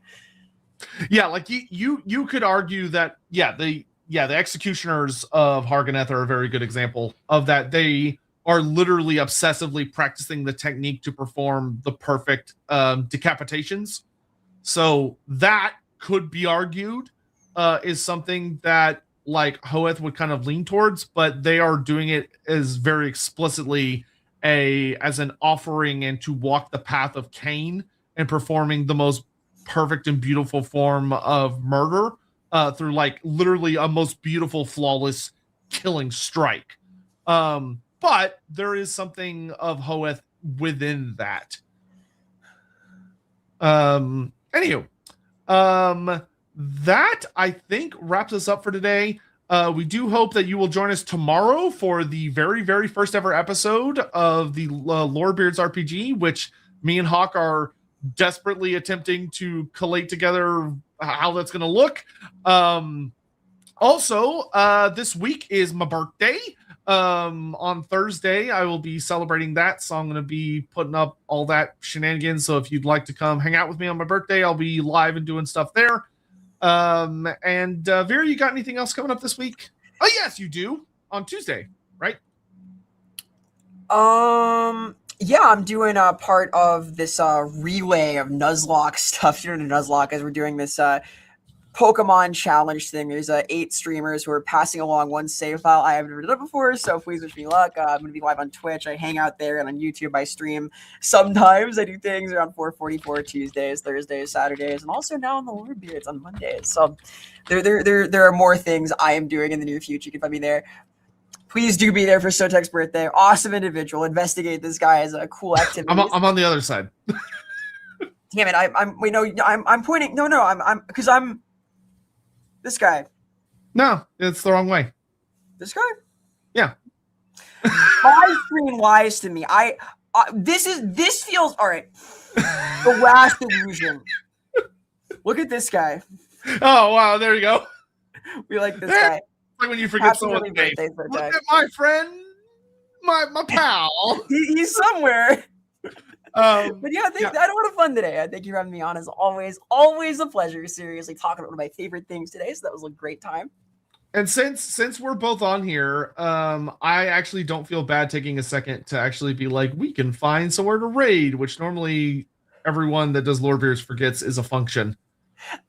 Well, we don't. So, is there anybody, any of your pals online? Anybody you want to raid? I had not even been on Twitch today. Let me see who's up to stuff. Because we can make that happen. Like, I don't see anybody on YouTube, so YouTube, y'all are off the hook. But not Twitch. Twitch, we're shipping you off to the war. You know, we've got a lot of this might work. So Horatius the dwarf is live. Oh yeah. They're doing a psychology open house. They're doing like a chatty kind of thing about some cool stuff. Raid settings do not allow you to raid Horatius the dwarf at this time. Oh well, we tried. Well, Wally, Twitch is hard. Yeah, man. Well, you know, we gave it the old college try. All right, fuck it, we're out of here. Thank you all so much for watching. There you have it, folks. Yeah. All right. Take care. Bye-bye.